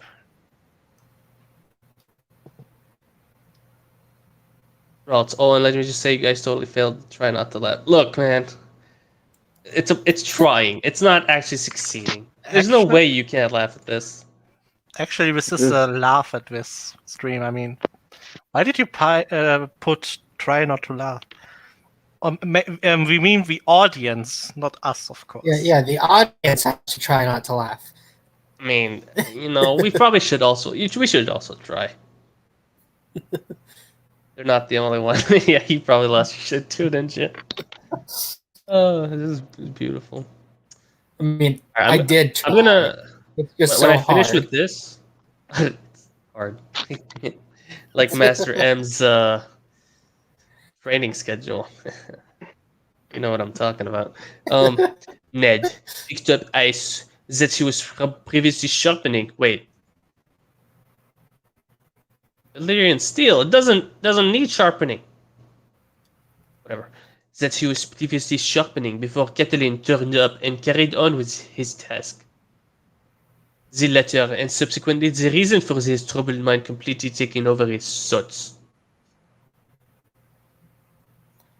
He probably watched the scene in season 1 and thought Ned was sharpening the sword when he's actually polishing it. Yeah, polishing it because he fucking lopped someone's head off. He was cleaning the sword, and he does the it's a routine he does when he's troubled. It's not sharpening. Anyway, I think the French accent time is over for now. For now. Gone. Wait, what? Okay. The scene isn't over. It's not a. He's thinking about his John. All right, you're right. Never mind. How Sorry. tall he is. His muscle. No, we're gonna. I thought it was a point of view change, but no, we're gonna keep going with the French here. Yep. John. Ned had lost count on how many months it had been since he'd last seen him. If he were to guess, he would say a year and a half. Not knowing if he was alright was the worst of it. For all he knew, John could have died a year ago. Something he refused to believe, even though it was a genuine possibility. The majority of the household had somewhat recovered from John's disappearance. But to say everything was back to normal would be far from the truth. The boys missed him. The girls missed him. Jory, captain of the household guard, in case no one knew. Sir Roderick, Miken, Gage. I should read this properly. Miken, Gage. They all missed him. Hell, even the household staff missed him. Mainly the maids.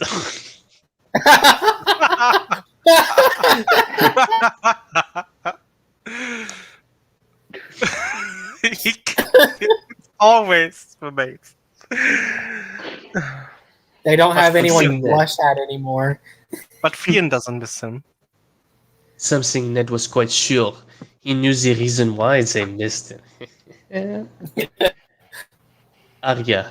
Gods, Arya. Oh no, this... It goes from blushing maids to Arya? No! I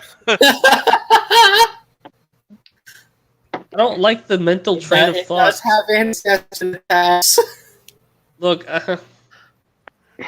Incest is fact. she has been her mother's worst nightmare ever since John left. Something Catelyn likes to blame on John, which in turn makes Arya even worse towards her. Sly comments, cold behavior, and a rebellious streak had turned Arya into a force of nature. But isn't Catelyn's worst nightmare John stealing their birthright? Okay. But worst nightmare has now changed. I should read the comments in French accent too. Mainly the maids. I hit my head on the table when this came up. I love this trash so much. LOL. Lol. It's mainly her mother and Seon who gets the worst of it. But Sansa receives some of it as well, if you count completely disregarding somebody's existence. Ned knows Sansa is sorry for her attitude towards Jon. She has said so herself. But Arya is very reluctant to forgive and forget. Sansa, you were the only one who had any sense so far in this story. Very disappointed. Every time I see forgive and forget, I keep thinking about that meme in you know I mean, Darkness Enthroned. Yeah. Cadmian victory, right? Yeah, like I'm part of that server, and like everybody makes the meme. I do not forgive. I do not forget. Every time I see this, I think that. I mean, I thought of the same thing too. Yeah, like. By the way, people who are watching, if you guys have never read A Cadmian Victory and are interested in a pretty good Harry Potter fan fiction, I'll actually I can link it to you. Hold on, let me just find it somewhere. A Cadmian Victory. Actually, I might as well just link his entire fanfiction channel. Easier. Let's see. This is good fanfiction, the one I just linked here. Anyway, let's keep going. Français. Allez-y. Reluctant to forgive and forget. Ned sighed. Catelyn was fighting a losing battle. If she thinks she can get Arya to wear any of these new dresses she's planning on getting, she destroys them in front of her mother's eyes if she was forced. He'd have to get another sit-down with her. The last one he'd had with her hadn't gone too well. She'd started to behave somewhat, but after a week, she'd returned back to her rebellious self again. Ned didn't even want to think about the dirty looks he'd received throughout that week from her. It wounded him seeing his little girl look at him like that. Ned rose to his feet and sheathed ice. He too had a lot of planning to do. Whatever the reason was for the royal family to be heading their way, he still had to prepare his home for their arrival. Let us hope it is just a visit. He said to no one in particular. Yay, it's over. You don't have to speak French anymore. He threatened. Butler is gone. Ralts. They have a website. Yeah, he does. It's a he, by the way. I don't remember what the website is. I know it's something like Blank Canvas, but I forget exactly what it is. Sit down with her. Oh no.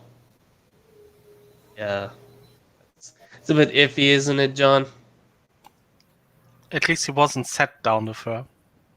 Yeah, but like, no, let's leave the sitting down on Jon Snow instead. All right, let's it's easier with him because he's got a fully fledged beard.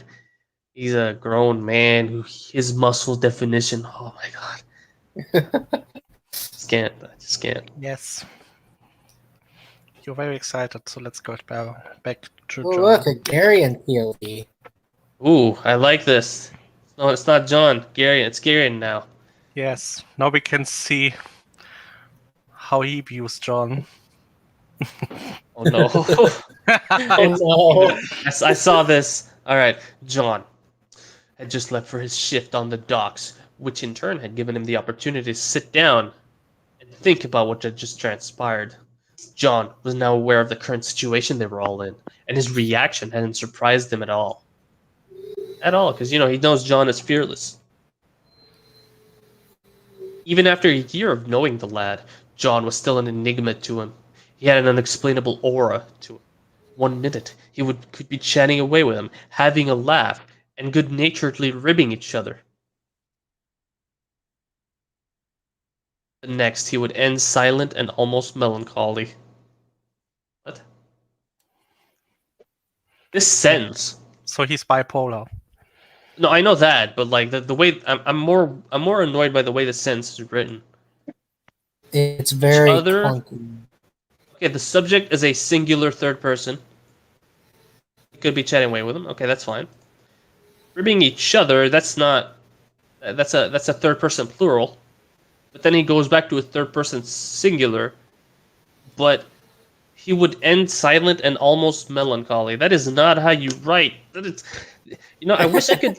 I wish I could like reach through the internet and through the computer and just like, I don't know, like slap the guy a few times or maybe like flick his forehead and be like, "Hey, that's not how you write, forehead. That's not. Stop being such a smooth brain. This Dirk and full of errors. This is not good. I'm disappointed in you." I mean, his username already says what his content will be. I know, Dirk and full of errors. You're right, but it still fills me with an indescribable rage. Yeah, I get the vibe that you're about to throw a TV. Yeah, you can tell like the way I stop at these things. I cannot read a story like this if I wasn't like narrating out loud for entertainment. I would get someone to tell me, "Hey, you should read the story. It's so amazing." And I'm like, okay, I'll give it a try. I go through it, halfway through the first chapter, in like 20 errors so far, and then another 50, and then I stop. And they're like, "No, you're not giving it a chance." I'm sorry. I just want to read something decent. Dylan. Like, Yeah, you already acknowledged that this is actually pretty good, at least for a laugh. yeah, at least there's that. And his progress with his training was not something that could be easily ignored either. The boy was a demon with a weapon in his hand. No, I'm sorry. A demon with a melee weapon. He's bad with bows. Alright? Suddenly. Stop hyping him up, Garion. Garion, stop doing that. The closest person he could compare John to at his age would be his nephew, Jamie. Ooh. Foreshadowing for a fight between him and Jamie. He loved his nephew, but if Garion was being honest, that would be an insult to John's ability. Oh, calm down there. Last time you saw Jamie was ages ago. What, didn't Garion leave for the Valyrian Freehold to find the sword Been about 10 before years. the rebellion? He's got a 10-year-old bastard daughter in Westeros, so That's right, Joy. Correct. Right. Actually, yeah, why didn't he think about his daughter? Like, why is he chilling over here? Yeah, whatever. That Maybe, could be maybe, his maybe there'll be a F-life. subplot. Just a bastard. Yeah, except this guy. He has Japan now. He doesn't need a daughter anymore. Yeah, you're right. To put it simply, John was the most naturally talented fighter he'd ever met. Something Master Miyamoto would 100% agree on. Oh, okay, not Master M anymore? Oh, never mind. Master Miyamoto, as of late, was being very mysterious when the topic of John popped up lately. As of late? Lately. He knew the old man saw an incredible amount of potential in John, but only recently has he been more intense with that belief.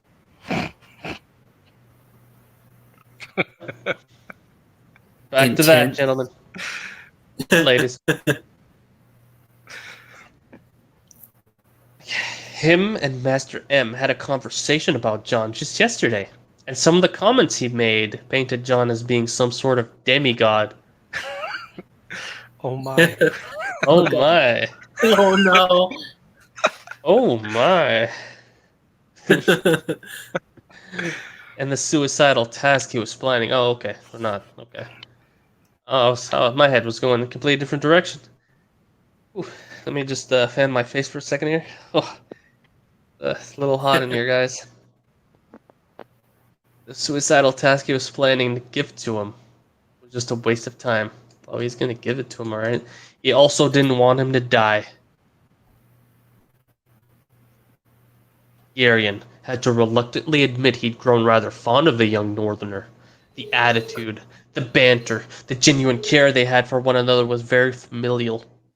He enjoyed his company, to put it simply, and although he never told the lad, he saw John as almost like a son. Goodbye, Fenian. Goodbye, Lord Dazzler. Take care, I should okay? say Kevin. Yeah, have a good day. Goodbye, Kevin. And don't worry, you'll be able to see this after the stream is done, like whenever you like the replay. Probably at around the hour 43-minute mark is when you're leaving, in case you need to remember. Bye. Now, moving on here. Ah, yes. Although he'd never told the lad, he saw John as almost like a son. And that makes everything else creepier. Yep. But he completely forgot his daughter. Father of Yeah, Fenian, everyone. so much for kids. John had talked about his family to him, talked about his brothers, so Garion talked about his. John's opinion of Timon was identical to his on the line, "He sounds like he needs a hug." That or a really good caning from John always made him chuckle. Oh no. What? Tywin needs a hug? Well, let's just stare at this for a second here. He sounds like he needs a hug. That or a really good caning. Okay, this gives us also a good chuckle, but not in the same way. Is someone of you vacuum in the background? I don't think so. Yeah, Somebody's just a fan. I'm keeping myself muted. Oh, that's cool. I mean, yeah. Gone. Also mentioned his father, Eddard Stark. Oh, the awakened wolf. Lyanna's beloved brother. Oh, bye, Lepucel. It was nice having you here. He's definitely thought about it. Yes, he has. His father, Eddard Stark, the awakened wolf, Lyanna's beloved brother. And how he was one of the factors that made him make the decision to leave home prematurely. John didn't understand, and neither could he if he was being honest, why Lord Stark would hide the identity of his mother. John thinks he's hiding something that could hurt his image, and he was inclined to agree with him. Garion was lost in his thoughts until he heard somebody knocking on his front door. A peek through the peephole confirmed the identity of his visitor, Master Miyamoto. Oh no! Oh. We're actually Are gonna we actually gonna meet him? interact with him. Look, this is good. This is good, so good that I can almost ignore the fact that the peak is written wrong. Almost. I can almost ignore it. Odd. He never visits unless it's really important. And an hour. Oh no! I thought we were gonna have something. We were so close. I am like you don't see me because I don't have a webcam on. But I actually saw this and I face palmed. I'm like I am bent over my chair with my face in my hand, and I'm really disappointed by this. I can empathize. I was so looking forward to this, but whatever. An hour later, he understood the reason for his visit. The Imperial clan had sent a small splinter group of roughly 10,000 men to their island. Small. Shikoku, in advance of their main group, scouts had reported back and claimed the group was at most a fortnight away. Master Okay. M had also left clear instructions for Garen. What are you saying, Exodus? No, it's like he's either Master M or Master Miyamoto. Pick one and use it. He will never pick one. What are you Yeah. thinking here? Instructions for Garion. Wait, what are you saying? Also, like you said, small splinter group of roughly 10,000. I mean, that's Yeah, like it's more than Shikoku and the other island that was more west than them. I Combined. forget what combined. Yes, but it's a small splinter group. But all right, no, oh, it's fine. They also left clear instructions for Garion to help prepare the defense of the town and to send John to his hull when he returns home from the docks. I'm pretty sure this is more important than his work at the docks. But all right. Arian wasn't 100% sure why he needed to see John, but he had a funny feeling it had something to do with this final task of his. His idea was a complete suicide mission. It all rested on Master M's belief in John, and in Garian's eyes, it was completely insane. Master Miyamoto was rarely wrong, but he had a feeling this might be one of those times where he is, and it would cost John his life. dum dum dum. Master Miyamoto is gonna get my friend killed. Going. Wait. Going, but he's fine saying gonna in normal chat in narration. All right. Gary mused, a sinking feeling in his stomach, but he had to reluctantly admit it was the only plan anybody had, and was probably the only chance that any of them were going to survive this. Gone. The trek back home was a peaceful one. Well, apart from the cheeky little monkeys trying nab his wage from his pocket. So the monkeys actually try to steal his money? Yep. The actual macaques. I mean, I'd understand if there was food in there and it has a certain smell and they find it, but money?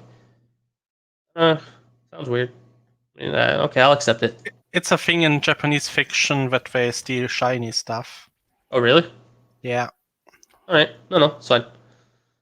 Cool then. They would be an absolute nightmare in King's Landing, he thought to himself. The image of seeing a perfumed lord running through the streets chasing a monkey as it threw its own making. As it threw its... Probably poop? Yep. Yes. Poop. At the man was a rather amusing thought. Also, John has never been to King's Landing. Yeah, he'd never been there. How does he know? Also, what makes him think it's a bunch of perfumed lords when he's the son of Ned Stark? It goes 4 a.m. for me, peace. Oh, okay. Hey, good night, John. Good night, John. Good Take care. night. Thanks for showing up. Let's see. As he turned a corner and started his ascent up a set of stairs, his thoughts went back to his and Garion's conversation earlier. War. Something unavoidable by all accounts, something John was reluctant to be a part of, but the fact that this town and subsequently this land had accepted him and allowed him to start a new life here kind of made John indebted to these people. That is a mouthful. Kind of made him indebted. He's not really indebted, though. At the end of the day, it was the right thing to do, whether or not it got him killed. He also owed it to Master M. The old man had spent an entire year training John, molding him into the refined fighter he was today. He'd made him work hard for it, but the result of all the blood, sweat, and tears was definitely worth it in the end. You have a tear biting the pillow or something? Like, what's going on here, John?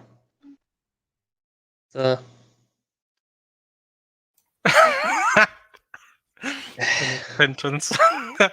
He Oh, he's also yeah. realizes what he's doing. I saw it. I saw this part here, and I was like, I'm gonna start reading. Though he still wasn't sure what it was that made Master M look at him like some precious gem. It was Jon Snow, some northern bastard who happened to enjoy sparring like most boys his age.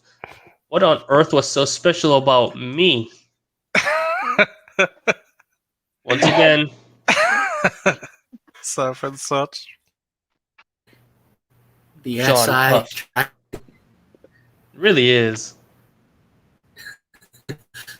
John huffed. He'll probably find out sooner or later. The old man was getting more and more intense with his ramblings. They always seemed to involve him in some sense. Darian's house came into view as he finished his climb. He was always appreciative of his hospitality and realized he'd lucked out hard when he first arrived here. Oh, he did have plans on finding his own housing after a war, if he survived. Upon entering the house, he could instantly tell something was up. One look across the room at Garion's hunched body as he sat at the table, reading what looked to be something important, and biting his nails in the process confirmed John's suspicions. Wait, sat? Not he Use was it. sat? Yes, he used it correctly. Oh my god. My heart beats now. This is serious. Yes. This is serious time. John greeted him to break him from his trance.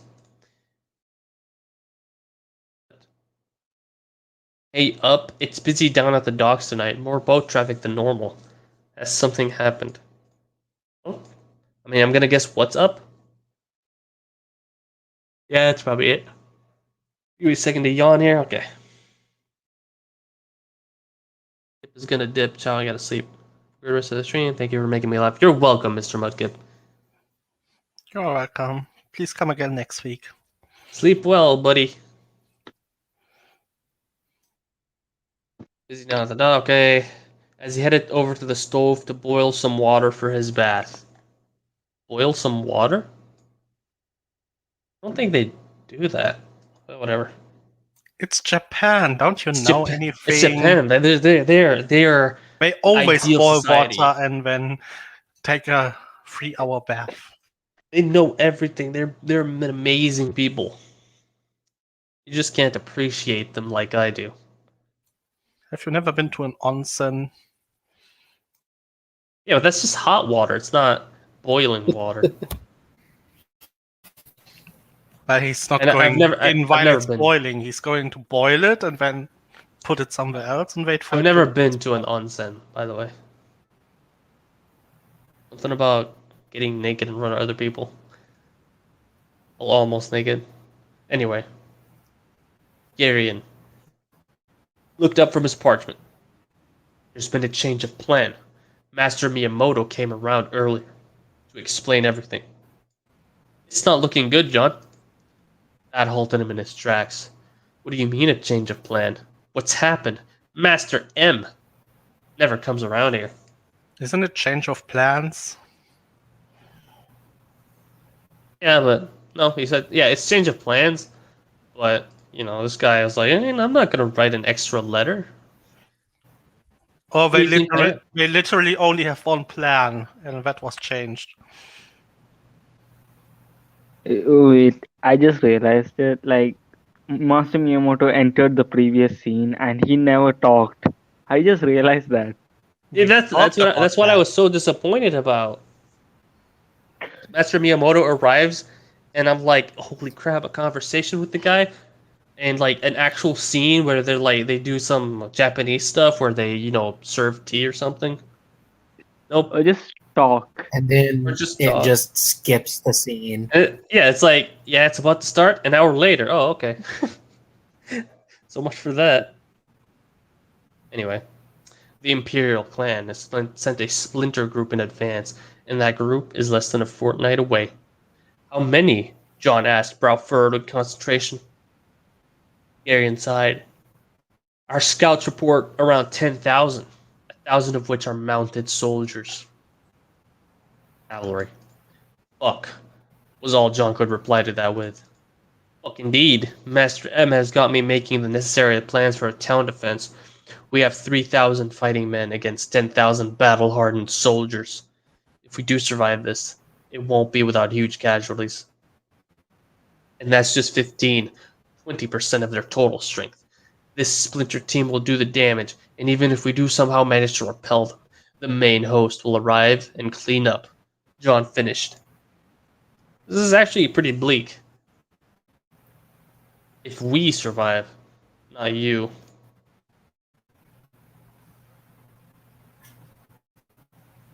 Wait, what?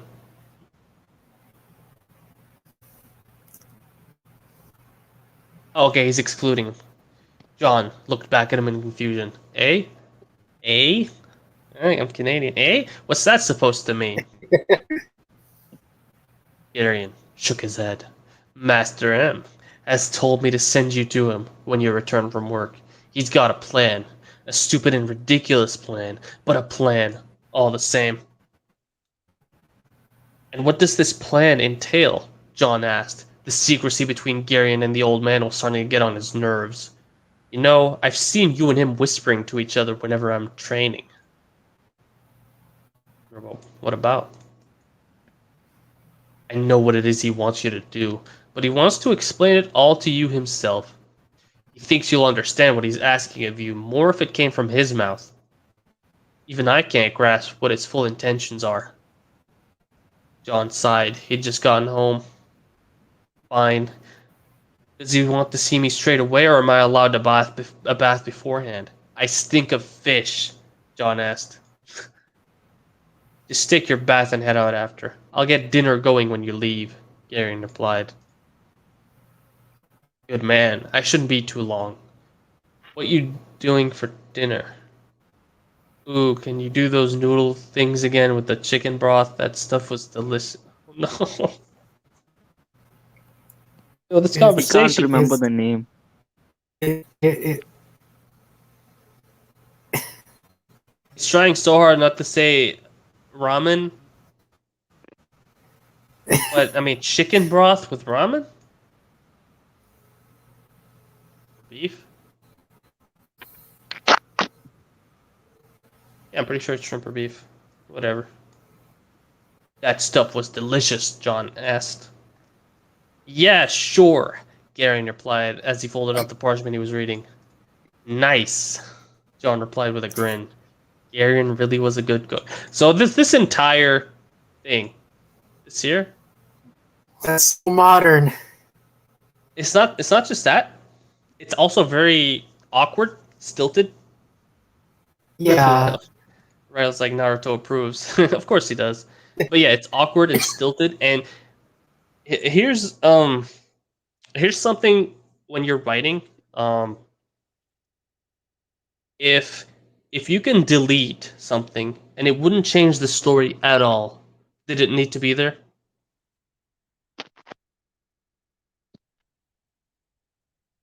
Because we know he's gonna take a bath. We know he's gonna get dinner. So they waste 3 to 4 lines talking about what dinner is going to be with a really weird conversation. That stuff was delicious. Yeah, sure. Okay, whatever. And then it's like nice. Okay. This really, like we were having a situation where we were talking about war, send you a suicide plan, a stupid one, and then it's like noodles. Noodles. I like noodles. Anyway, that's just my thoughts on it. He got cleaned up and left Garion to it. Whatever it was that Master M wanted to talk to him about, he didn't want to leave the man waiting. Don't give him too much trouble, John. The man means well, even if he does seem to be determined for you to go through his unrealistic mission. Ah, you know me, Jerry. What is that Lannister gold your family likes to harp on about? John replied with a smirk. Jerry rolled his eyes. You're right, I do know you. That's what I'm afraid of. Love you too.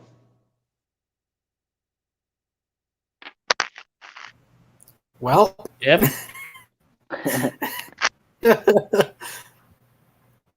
No, let's keep going. John replied as he headed for the front door. Right, I won't be long. Make sure you miss me. Oh, ignoring this, he finished as he left the house. All John heard was the faint response of annoying shit from the inside. From inside. The walk down to Master M's hall was brisk, and in no time at all, he was knocking on the old man's front door. Oh man, are we actually? He faked this out before. Are we actually? It's gonna happen, guys. It's happening. Finally. Oh. We actually get to meet him. Wait, this sounds like Valyrian. Why?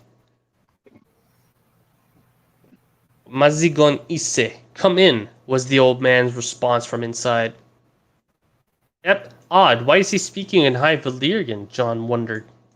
Since he was using High Valyrian, he decided to reply back in the same tongue. Alright, okay. Hold on before I say anything. Right. Wait, did John bathe and eat? I think he bathed. Let me see here. Got cleaned up. You don't want to leave the man waiting. Go through the mythic mission. Harps on about. He bathed, but he did not eat. But he's gonna have ramen when he gets back. Yes, he will eat some ramen. Delicious, juicy, chicken flavored ramen. With chicken in it, actually. It's not chicken flavored, it's chicken ramen. Anyway.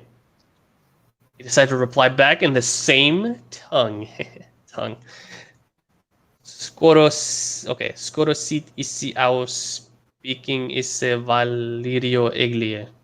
Why are you speaking in High Valyrian? I mean, you could just inject a random shit word, say speaking. You didn't have to actually use speaking. He asked the old man.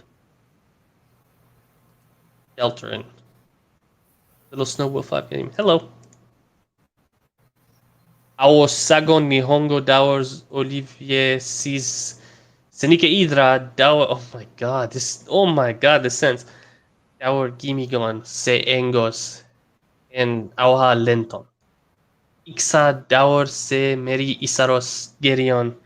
Oh, Gerion, huh? Jerry. Esa Isare Tichik Udri Najot. Why are you reading that? Like this? Yeah. It sounds like I'm going to be gibberish. reading that for a while. You're right. I probably shouldn't. But I thought it would be interesting to try it at least a few times. It's fair. It's fair that I shouldn't read it though. Your Nihongo is not very good, and I don't know the tongue from your home. You are not the only person Garion has been teaching language to. The old master finished with a smile. Garion has caught me up on everything and has told me you have a plan, John said. Indeed I have. Indeed. Ooh, I should have that as a video clip with Christopher Judge saying indeed. It is going to require you to prepare for your journey ahead, Master Miyamoto replied. My journey? Where am I going? John asked, completely baffled. The old man motioned for John to follow him. They both walked in silence out on the backyard of the hall. Master M looked up at him with looked up at him, then looked up at him, then looked towards Mount Hakusan and pointed up to the peak of it. Oh, you speak correctly. John just looked at him like he'd gone mad. Up there? Why? What's up there? Realization hitting him like a hammer to the chest. You ever been hit by a hammer to the chest? The author has clearly. I mean, yeah, imagine. You know what's up there, but you refuse to believe in it, the old man mused. I don't believe in it because it's horse shit. Horse shit. This reminds me of the first chapter with John. It's bullshit. John answered back. Was the man senile? Master Miyamoto shook his head. What's up with this sentence? Why is it like this? Formatting? Oh, whatever. Okay. It's the only way any of us will survive this purge. It's a mad plan. You're right, but it's the only plan. I think you're putting too much stock into my abilities. Even if these things are real, what makes you think I could harness them? John asked. As much as he hated to admit, the old man had a point. Nobody else had a plan. Master M held onto his shoulders and looked right into his soul. You are ready for this journey. I believe in you. The old man answered in such a sincere way that it nearly made him tear up. He believed in me. Nobody had ever said anything like that to him before. He was finding it hard to say no to the man when he was bestowing that much belief in him. This is so bad. It's hard to say no to Master M. Oh, no. You can take it. I believe in you. This is terrible. I wonder what Ryle thinks about this.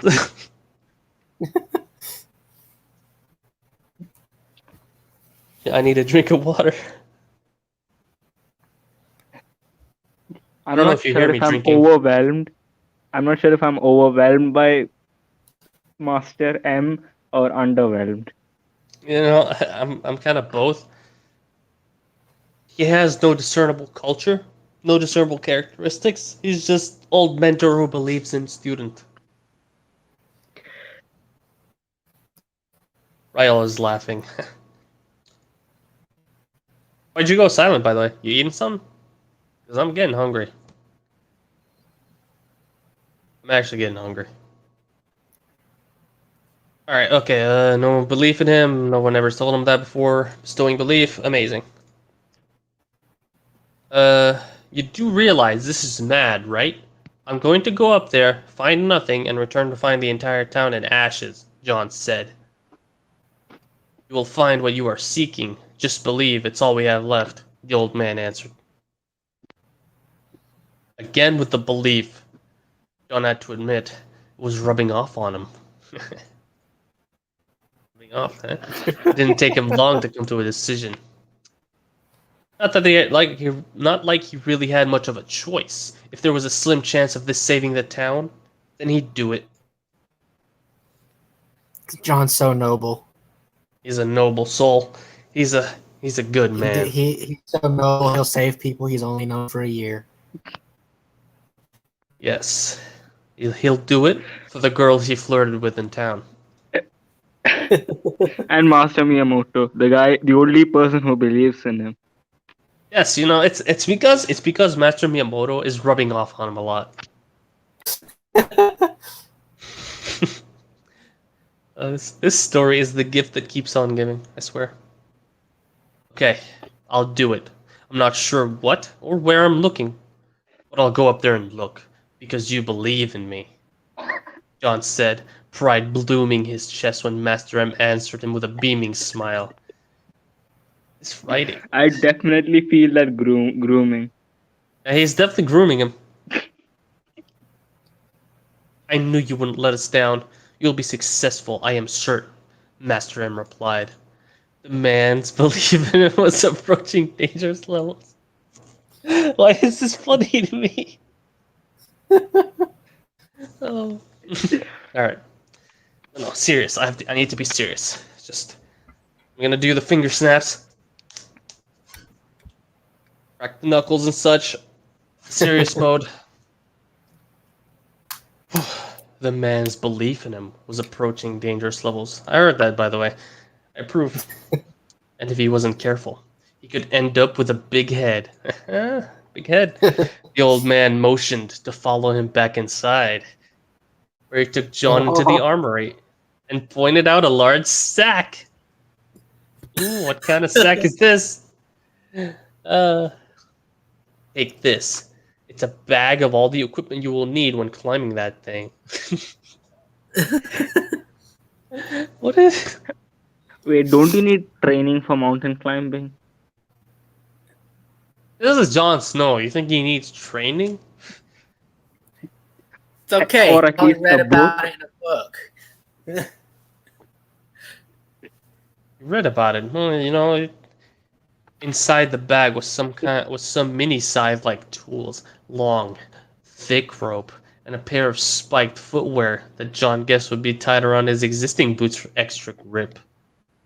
Well, this is actually happening then.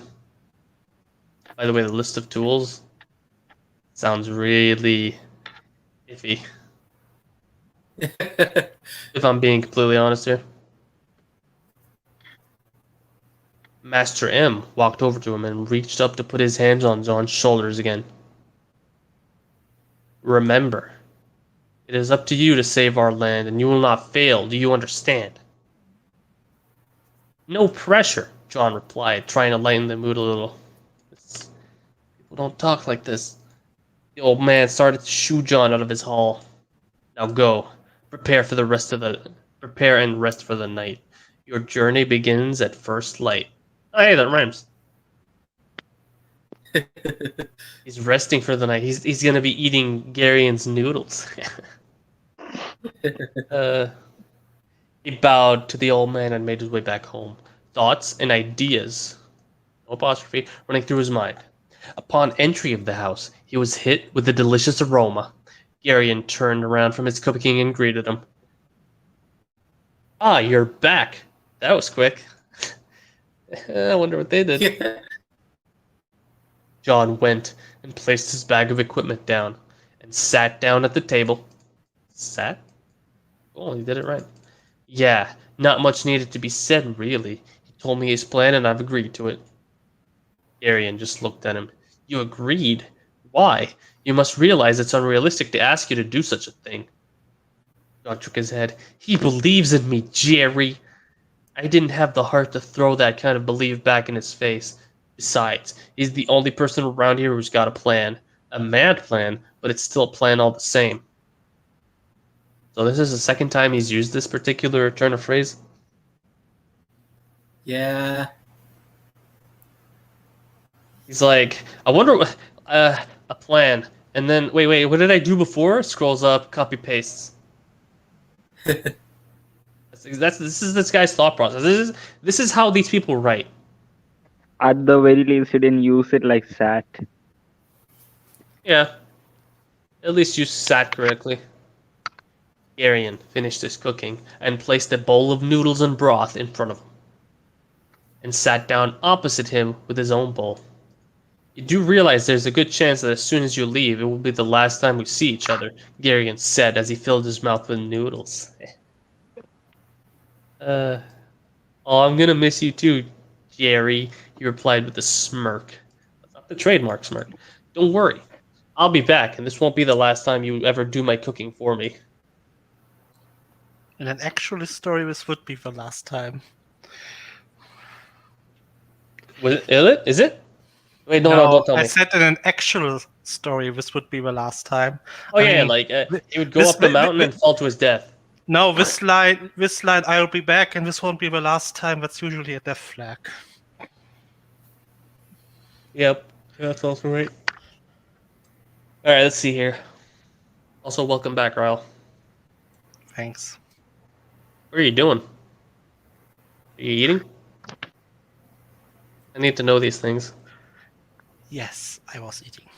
Oh no, what are you... Tell us. Tell the crowd what you were partaking of. Noodles? Noodles? Alright. Mashed potatoes. Hell yeah. Shit. Okay, that's a good idea. I'm gonna make that after this stream. Thank you for the answer. Okay, do my cooking for me. Don't worry, I'll be back. He just rolled his eyes. Just be careful, alright? I've never been up there or even attempted it, but even I can tell there's numerous dangers to climbing that thing. Garion said, looking concerned. You need to stop worrying about me and start worrying about those cunts attacking the town, he said as he filled his mouth full of noodles and broth.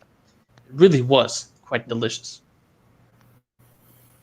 Yeah, I suppose, Garion replied. He looked so dejected. Wait, no, he's just dejected.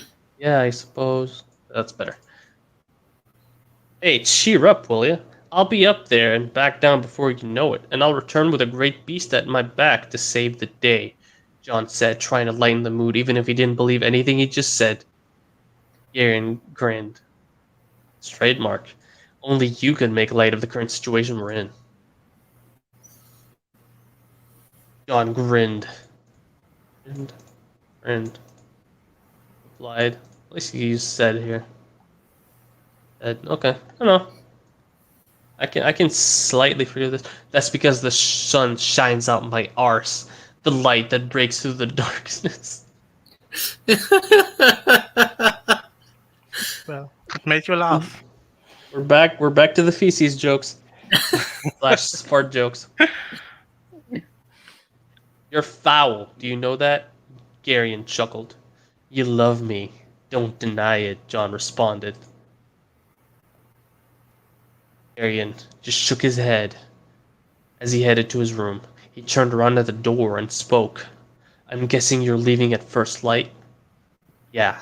Master M told me to prepare provisions and get a good night's rest. I'll take some rations, but I'll have to hunt whilst I'm up there, John replied. You can't use a bow. How big is this mountain? It's supposed to be like, what is it, Mount Fuji or something, or Hakusan or whatever? Yeah. I'm sure that's It's big very in real life. huge, right? How long does it take to go up there? I don't know. Apparently he would say no. Apparently he would say no to Master M if he would ever ask him to climb the mountain or something, right? Yeah, but I mean, let's see. if he takes rations with him, how much can you carry? I mean, 2 days worth? Ish, yeah, At something least. like that. So it will take more than 2 days. That's a bit... So Mount Fuji, According is- to Google, Mount Hakusan is 8,860 feet. what is What that is in that real in an units? unit that makes sense? 886 feet to meters. Let's see. It's 2,702 meters. Oh, that is a fair distance, especially up. But yes, But that's still manageable in 1 day, isn't it? it's a lot. I think we're gonna have to suspend our disbelief here. I mean, this is Jon Snow. He's yeah, he can defeat 3 guys before his training. Yeah, and he's super muscled now, and I mean, can do it. This Look, shouldn't take longer than a day. he's buff. He can probably lift that entire mountain. All right. Yeah. I don't even know why he needs to go up the mountain to get a dragon. He can probably just solo the entire army. Like they would just use their swords and it would just bounce off his skin because he's that tough. He needs the dragon to be more badass. Also because he's a Targaryen, and there has to be a We hint need the about fast that. way back to Westeros. Yeah, actually, yes. Once the... I shouldn't spoil this shit. Don't spoil it, yeah. Just Sure, but your need to spoil. You must not. You'll be living off nothing but hairs up there. Garion smiled. He took one last look at John and said goodnight. As soon as he'd finished cleaning up, he headed into his room and all but collapsed on his bed. He was drained. It didn't take long for his thoughts to run away from him as his eyes grew heavy, and he ultimately fell into a deep sleep. Prisms of light flashed in his eyes as he looked left and right. The cavern was huge at first glance. He could feel the earth breathing underneath his feet, a warm draft blowing across his face. He could hear the dripping of water hitting an ice blue lake in the middle of the cavern. Look for me, a deep, feminine voice whispered in his left ear. He turned and saw nothing but darkness. Look for me, friend, the same voice whispered in his other ear. Again, nothing but darkness greeting him as he turned towards the voice. Straight ahead of him, he could see pillars of ice, or something that looked like ice at least. Behind the pillars was a warm light. I'm surprised he's not inserting pictures here. Right? Oh, never mind. You I spoke just too read soon. that and saw it. Like I'm calling these. Like I'm just making the conclusion or like the observation, and immediately after I make it, it's there. Anyway, you know where to go. Look for me. The voice came again, but this time, instead of hearing it, he felt it down to his bones, in his mind, in his soul. He ventured forward, towards the light. What is this of? I don't know. That OregonLife.com. Crystal Cave. Oh, okay, this is something from Oregon. Oh, okay, chapter's over. Huh. This entire chapter was underwhelming and overwhelming at the same time. Yeah, I agree with this. I fully agree with this. I'm not, It was very whelming. whelming, yes. So that reminds me of Young Justice. That was the point. Why is nobody ever just whelmed? If anybody was wondering, John looks like this without the scar. I think we've seen this picture, but just in case Yeah. the new people haven't seen it, let's just put it in here. Yeah. Yeah. What a magnificent beard. A full his- beard, right? His beard is That- supposed to be that's thicker by now, barely isn't it? It's thick. Alright. It's been there. That's how I imagine, Master Miyamoto to be staring into your soul.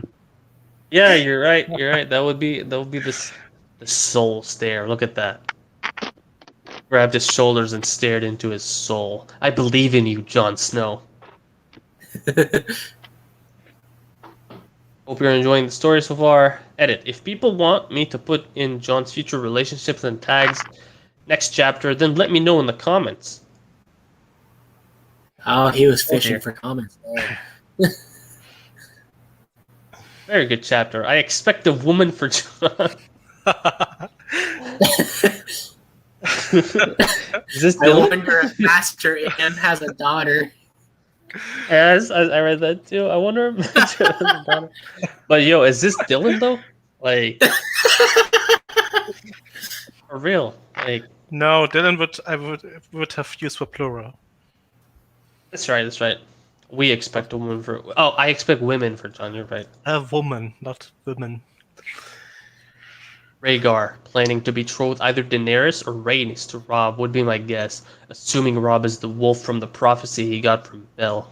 Last chapter it was said he doesn't betroth them. Yep. And now they might. Whatever. I don't know. I haven't seen the next chapter. So No, we're the gonna previous see. chapter. Yeah, I know, but like the next chapter will be the time they meet, right? I'm assuming. Theoretically. I mean, it could also be that Dirk and Full of Yeah. Airs decides that he just wants to cover Jon's trip up the mountain, meeting the dragon, destroying everything, and blah blah blah, and forget about that entire plot thread he created. Right. Next comment. Rhaegar planning to betroth. I guess, which would be horrible when Ned goes to the Wall or the Executioner. He stole a prince. Scat told him minimum to accept. Sure. mean, Catelyn has done nothing wrong in this story. Rhaegar has already told numerous lords that Daenerys and Rhaenys will not be pressured into an arranged marriage. Rhaegar learns what a forced marriage can do to a woman from Lyanna, and is trying to avoid anything like that with Dany and Rhae. And But his confirm son Jon is is the gay.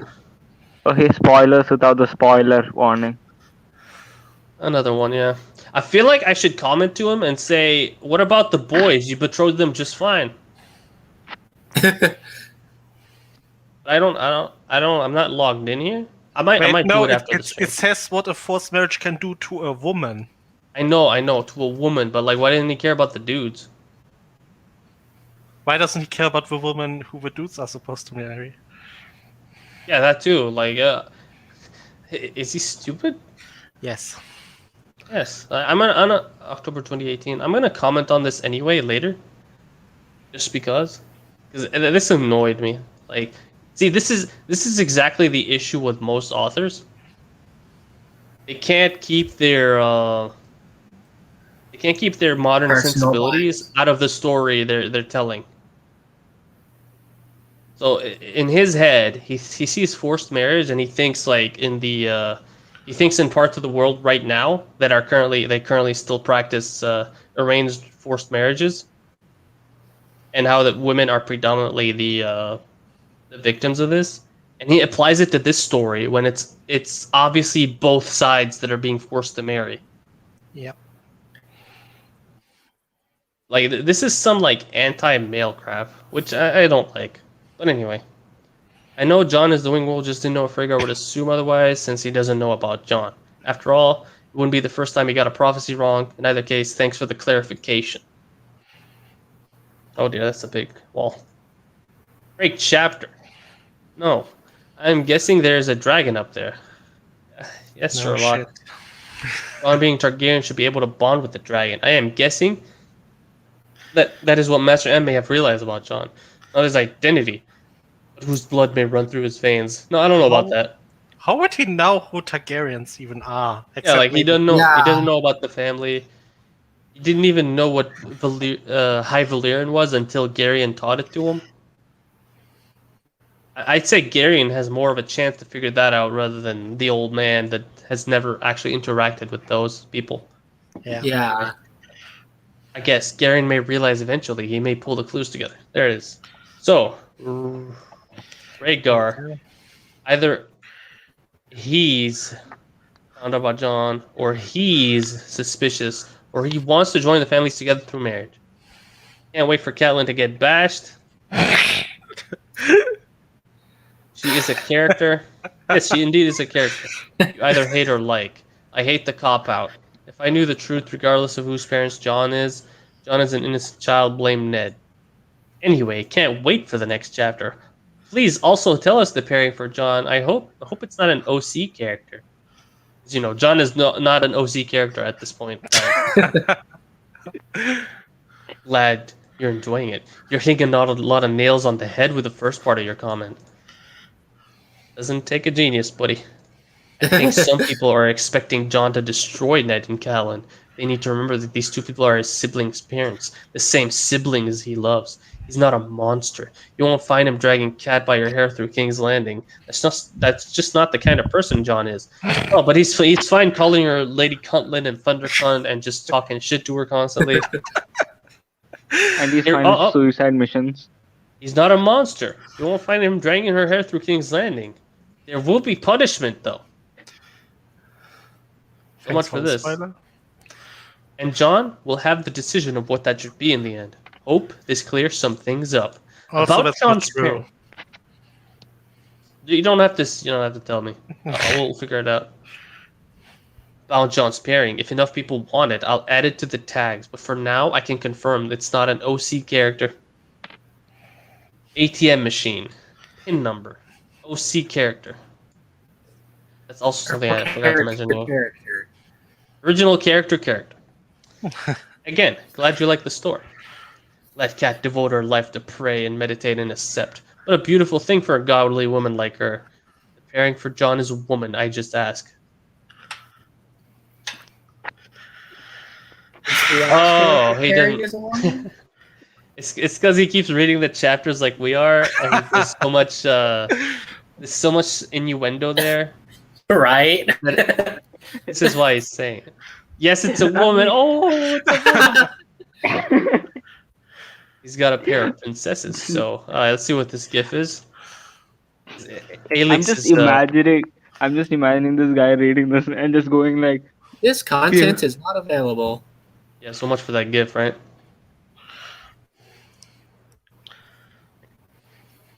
Okay, we're here. No No. comment, Your Honor. Just plead the fifth. One-eyed wolf. German bear. Oh, we got a German over here. Oh no. Yeah. Yeah, I'm, you wanna I'm do doing it? that one. Yeah. Yeah, but Ned kidnapped and Cat hitted a prince. The penalty is death, regardless of John's want for them. But to spare his siblings, he could give them quick deaths that they do not deserve. Also, even though we know it's not true, it could be argued that the Starks and Tullys were trying to manipulate John and force him as king. What? Never mind. How could that be argued? It can't. I'm not. I'm speechless here. Okay, give me a second here. I need to reorder my thoughts. Okay. Take a moment. Yeah, that's a bit fucked up. Quick deaths? What did they do? It's a sibling. They didn't do anything. No, a I German think bear. I think he Yeah. means that Nat and Cat are given quick deaths. Like we are supposed to be tortured slowly to death, but to spare the siblings, they get a spare quick his death. siblings' feelings, give him a quick death. is what Oh, he's okay, so saying. you're saying okay. Them is Dead and Cat. Yeah. Okay. Although he may want Theon dead. Squid Kid, you mean? It's Squid Kid. Of this. I'm hoping it's Rainey's. There's not enough of those. Looking forward to the next chapter. I'm sure you are. Please tell us the pairing. Hope it's Rainey's. Can't wait to see if their plan succeeds. Great chapter as always. You can't wait to see if Yeah. account deleted. I see what account deleted said. Waiting for next update. I hope John ends up with the Rainey's, the Dornish dragon, and the Targaryen wolf. Wink. Please, don't give a Targ princess as a good daughter for Lady Catelyn, mate. Loving your work. No wonder you deleted your account. This is so embarrassing. Is this the same guy all 3 times? I mean, it's always with Rhaenys. Never mind. Yeah, we'll try our hardest to get the best for her son. Rob has other ideas, which you'll find out about next chapter. We're gonna see this next week. Great chapter. Assuming Jon saves the day with the dragon, I don't think it would be that far off to presume that he'll have a quick flight to Winterfell to get some answers. Look, this isn't season 8 or season 7. I like the assuming. I like that she is assuming. Come on, like- this is so obvious. Yes. SSJ Mr. 11, what's wrong with you? And Rhaegar and the rest of Jon's family will be there or just be arriving. Thus, Rhaegar and Elia will put the pieces together. I'm pretty sure if Jon arrives with a dragon with black hair, they'll consider him a Blackfire. Yeah. That would be the logical conclusion. That's personally what I think could happen, because in the last chapter comments, you said he would make his entrance to Stark and Targaryen in an interesting way. I am wondering about his pairing. Hope it's either Rhaenys or Dany. They are, Thanks. they are always for incest in these stories. Yeah, but it's... Game of Thrones, yes. I mean, I feel like I missed a lot. You missed quite a bit. You missed quite a bit. You missed everything. We're at the end. Thanks. Jon will be turning up with a dragon, yes, but it won't be a conventional dragon like we see in the show. Oh, Jon needs to be special. Yes. And I bet spoiler this. again. I bet this dragon needs is gonna be like it's gonna have 4 wings instead of 2, and it can breathe. It can breathe ice as well as fire. I mean, you already saw in this chapter that it can speak. Yes, it can speak. You're right. Probably gonna call it. Basically, it will be like with a dragon from Aragon. So. John will be a little busy in the coming months. With family reunion is a couple chapters away, I'm afraid. It won't be a truth bomb that lets a cat out of the bag about over John's parentage. It'll be a mixture of a few things that will build up and eventually out the truth in a major way. Because I'm pretty sure coming up with a dragon won't just tell the truth immediately. Since a few people have been open to knowing the pairing, I'll update the tags when I release the next chapter. I like this one. John, what the fuck? This guy just gives away spoilers like it's candy. Sentient telepathic dragon, yes. Yes. It came to him in his dreams and talked to him. I don't think it's Rainy. She had a thing with Willis Tyrell, if I remember right. Willis Tyrell can sit down for the super chat Jon Snow, alright? He's not. This guy is nothing but a beta. He is nothing. But we will have to wait and see. Willis Tyrell has a thing for Rhaenys. Who knows if she feels the same way? See? Well, you will next chapter, I suppose. Well, it is certainly heating up because he's going up a volcano. I love the fact that Ned took Jon from Rhaegar. It is great. Weird thing to love, but okay. Weird thing to This comment story on is 5 chapters in. yeah, he's about 4 chapters too late. This story is absolutely awesome at making me want to kill myself. Oh, the username. I need help and lots of it. Yeah, it's absolutely awesome at requiring psychiatric help. Yes, boss 21. Oh, damn, that does look like John. What? Is he talking about? Yes, he's talking about the picture. From the He's author talking about this. I mean, it does look like Kit Harington. Like, it looks like it's an edited picture of Kit Harington. I mean, yeah, it kind of does. It looks like, you know, you got the eye contour, the cheek thing, the lip placement and such, and the look in his eyes. But this is John when he was like 21 or something, right? Probably. I'm not Yeah, sure. I don't know how much of the story I can take. All right, we'll see. That We'll was see a what gift the. that kept on giving. It really is. It really is. Let's see what the next chapter's name is. Chapter index. So far we're at plans. Crystal clear. Oh yeah, because he went into the crystal cave. You know the cave he described, but also added a picture of. Where is it? This one? Oh. the last picture. It's the very last. There it is. I think Crystal Cave is a thing in Oregon. Let me.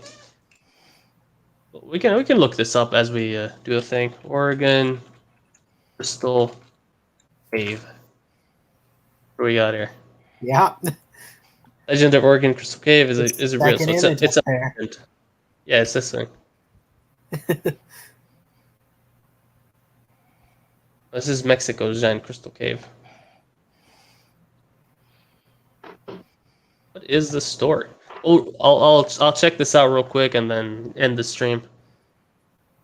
The Legend of Oregon's Crystal Cave. Is it real? By Tyler Wilford. September. No, I don't want to get the best of whatever.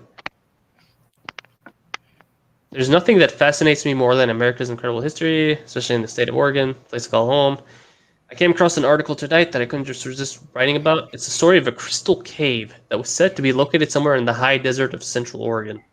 Legend has it the cave is lined with quartz crystals worth millions of dollars. For more than 100 years now, people have been hunting for this cave. According to the story, those searching for the crystal cave may have been looking in the wrong place.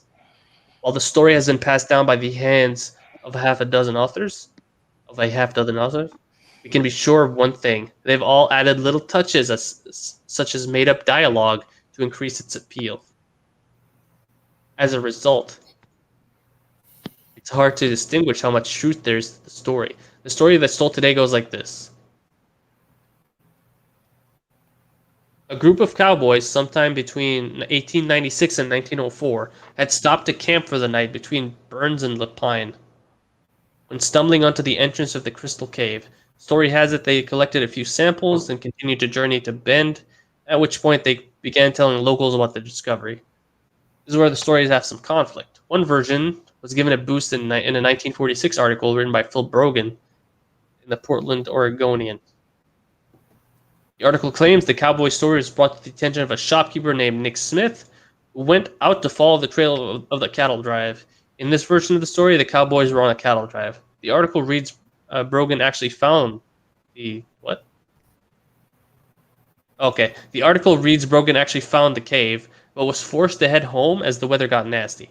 Smith returned the following spring, but due to the winter and the changing landscape, was unable to find the cave again, and spent the next 20 years trying to find it again. I guess it's like a treasure cave that they could never find. Unfortunately, there seems to be some holes in the story here. Why would a man on a horse a day's ride from the nearest town leave the shelter of the cave when caught in a snowstorm? Fair. Secondly, it's a little odd how Nick Smith and not one of the other cowboys were able to identify an approximate location. Sure, the weather may have changed the landscape a bit, except for the fact that trees, mountains, and rocky outcroppings tend to stay in place. Well, yeah.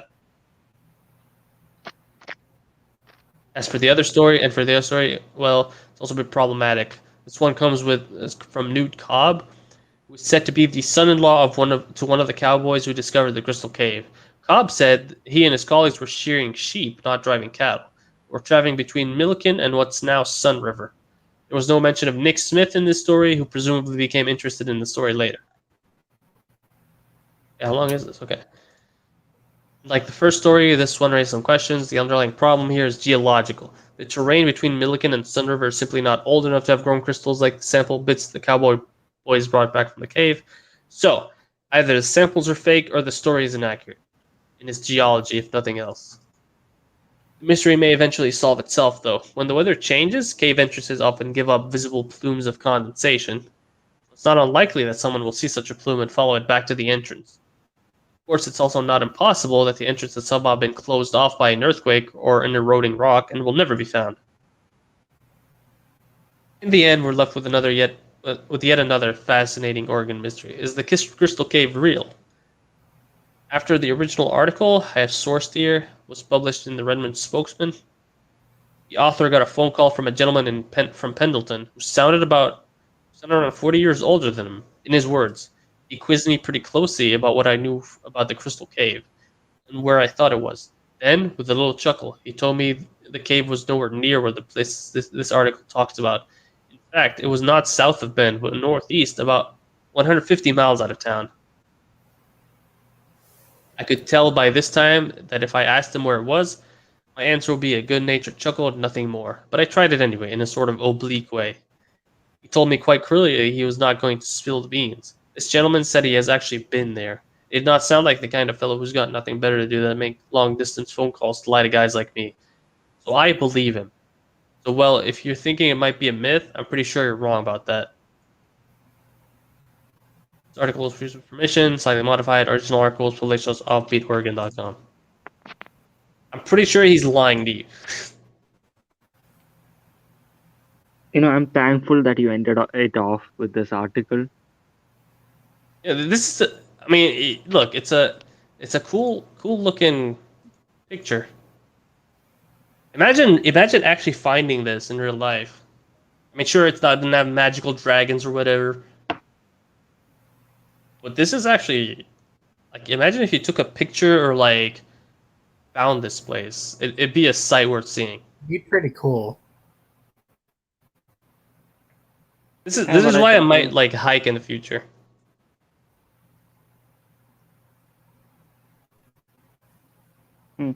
I'm really interested in what do you call them? Stalactites and stalagmites forming in caves.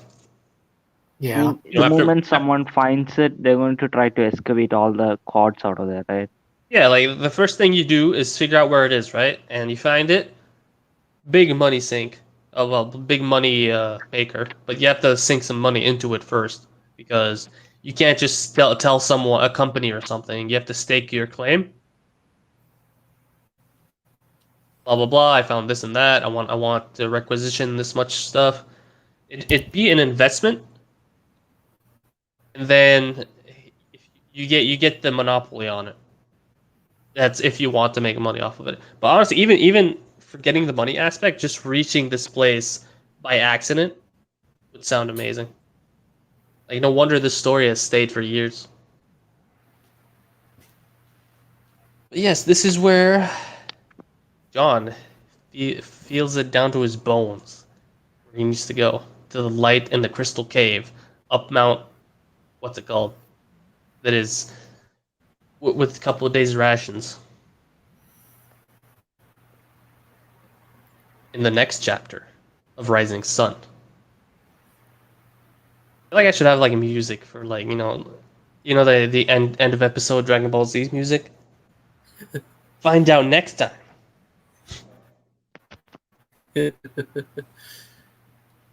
It'll be too epic. You're right. I mean, look, we start with an epic intro. We should probably have an epic outro to go with it, or at the very least, some kind of cool clip. At any rate, I'm going to end it here. I'd like to thank everybody for showing up. I'd like to thank you three for hanging out with me It was here. fun.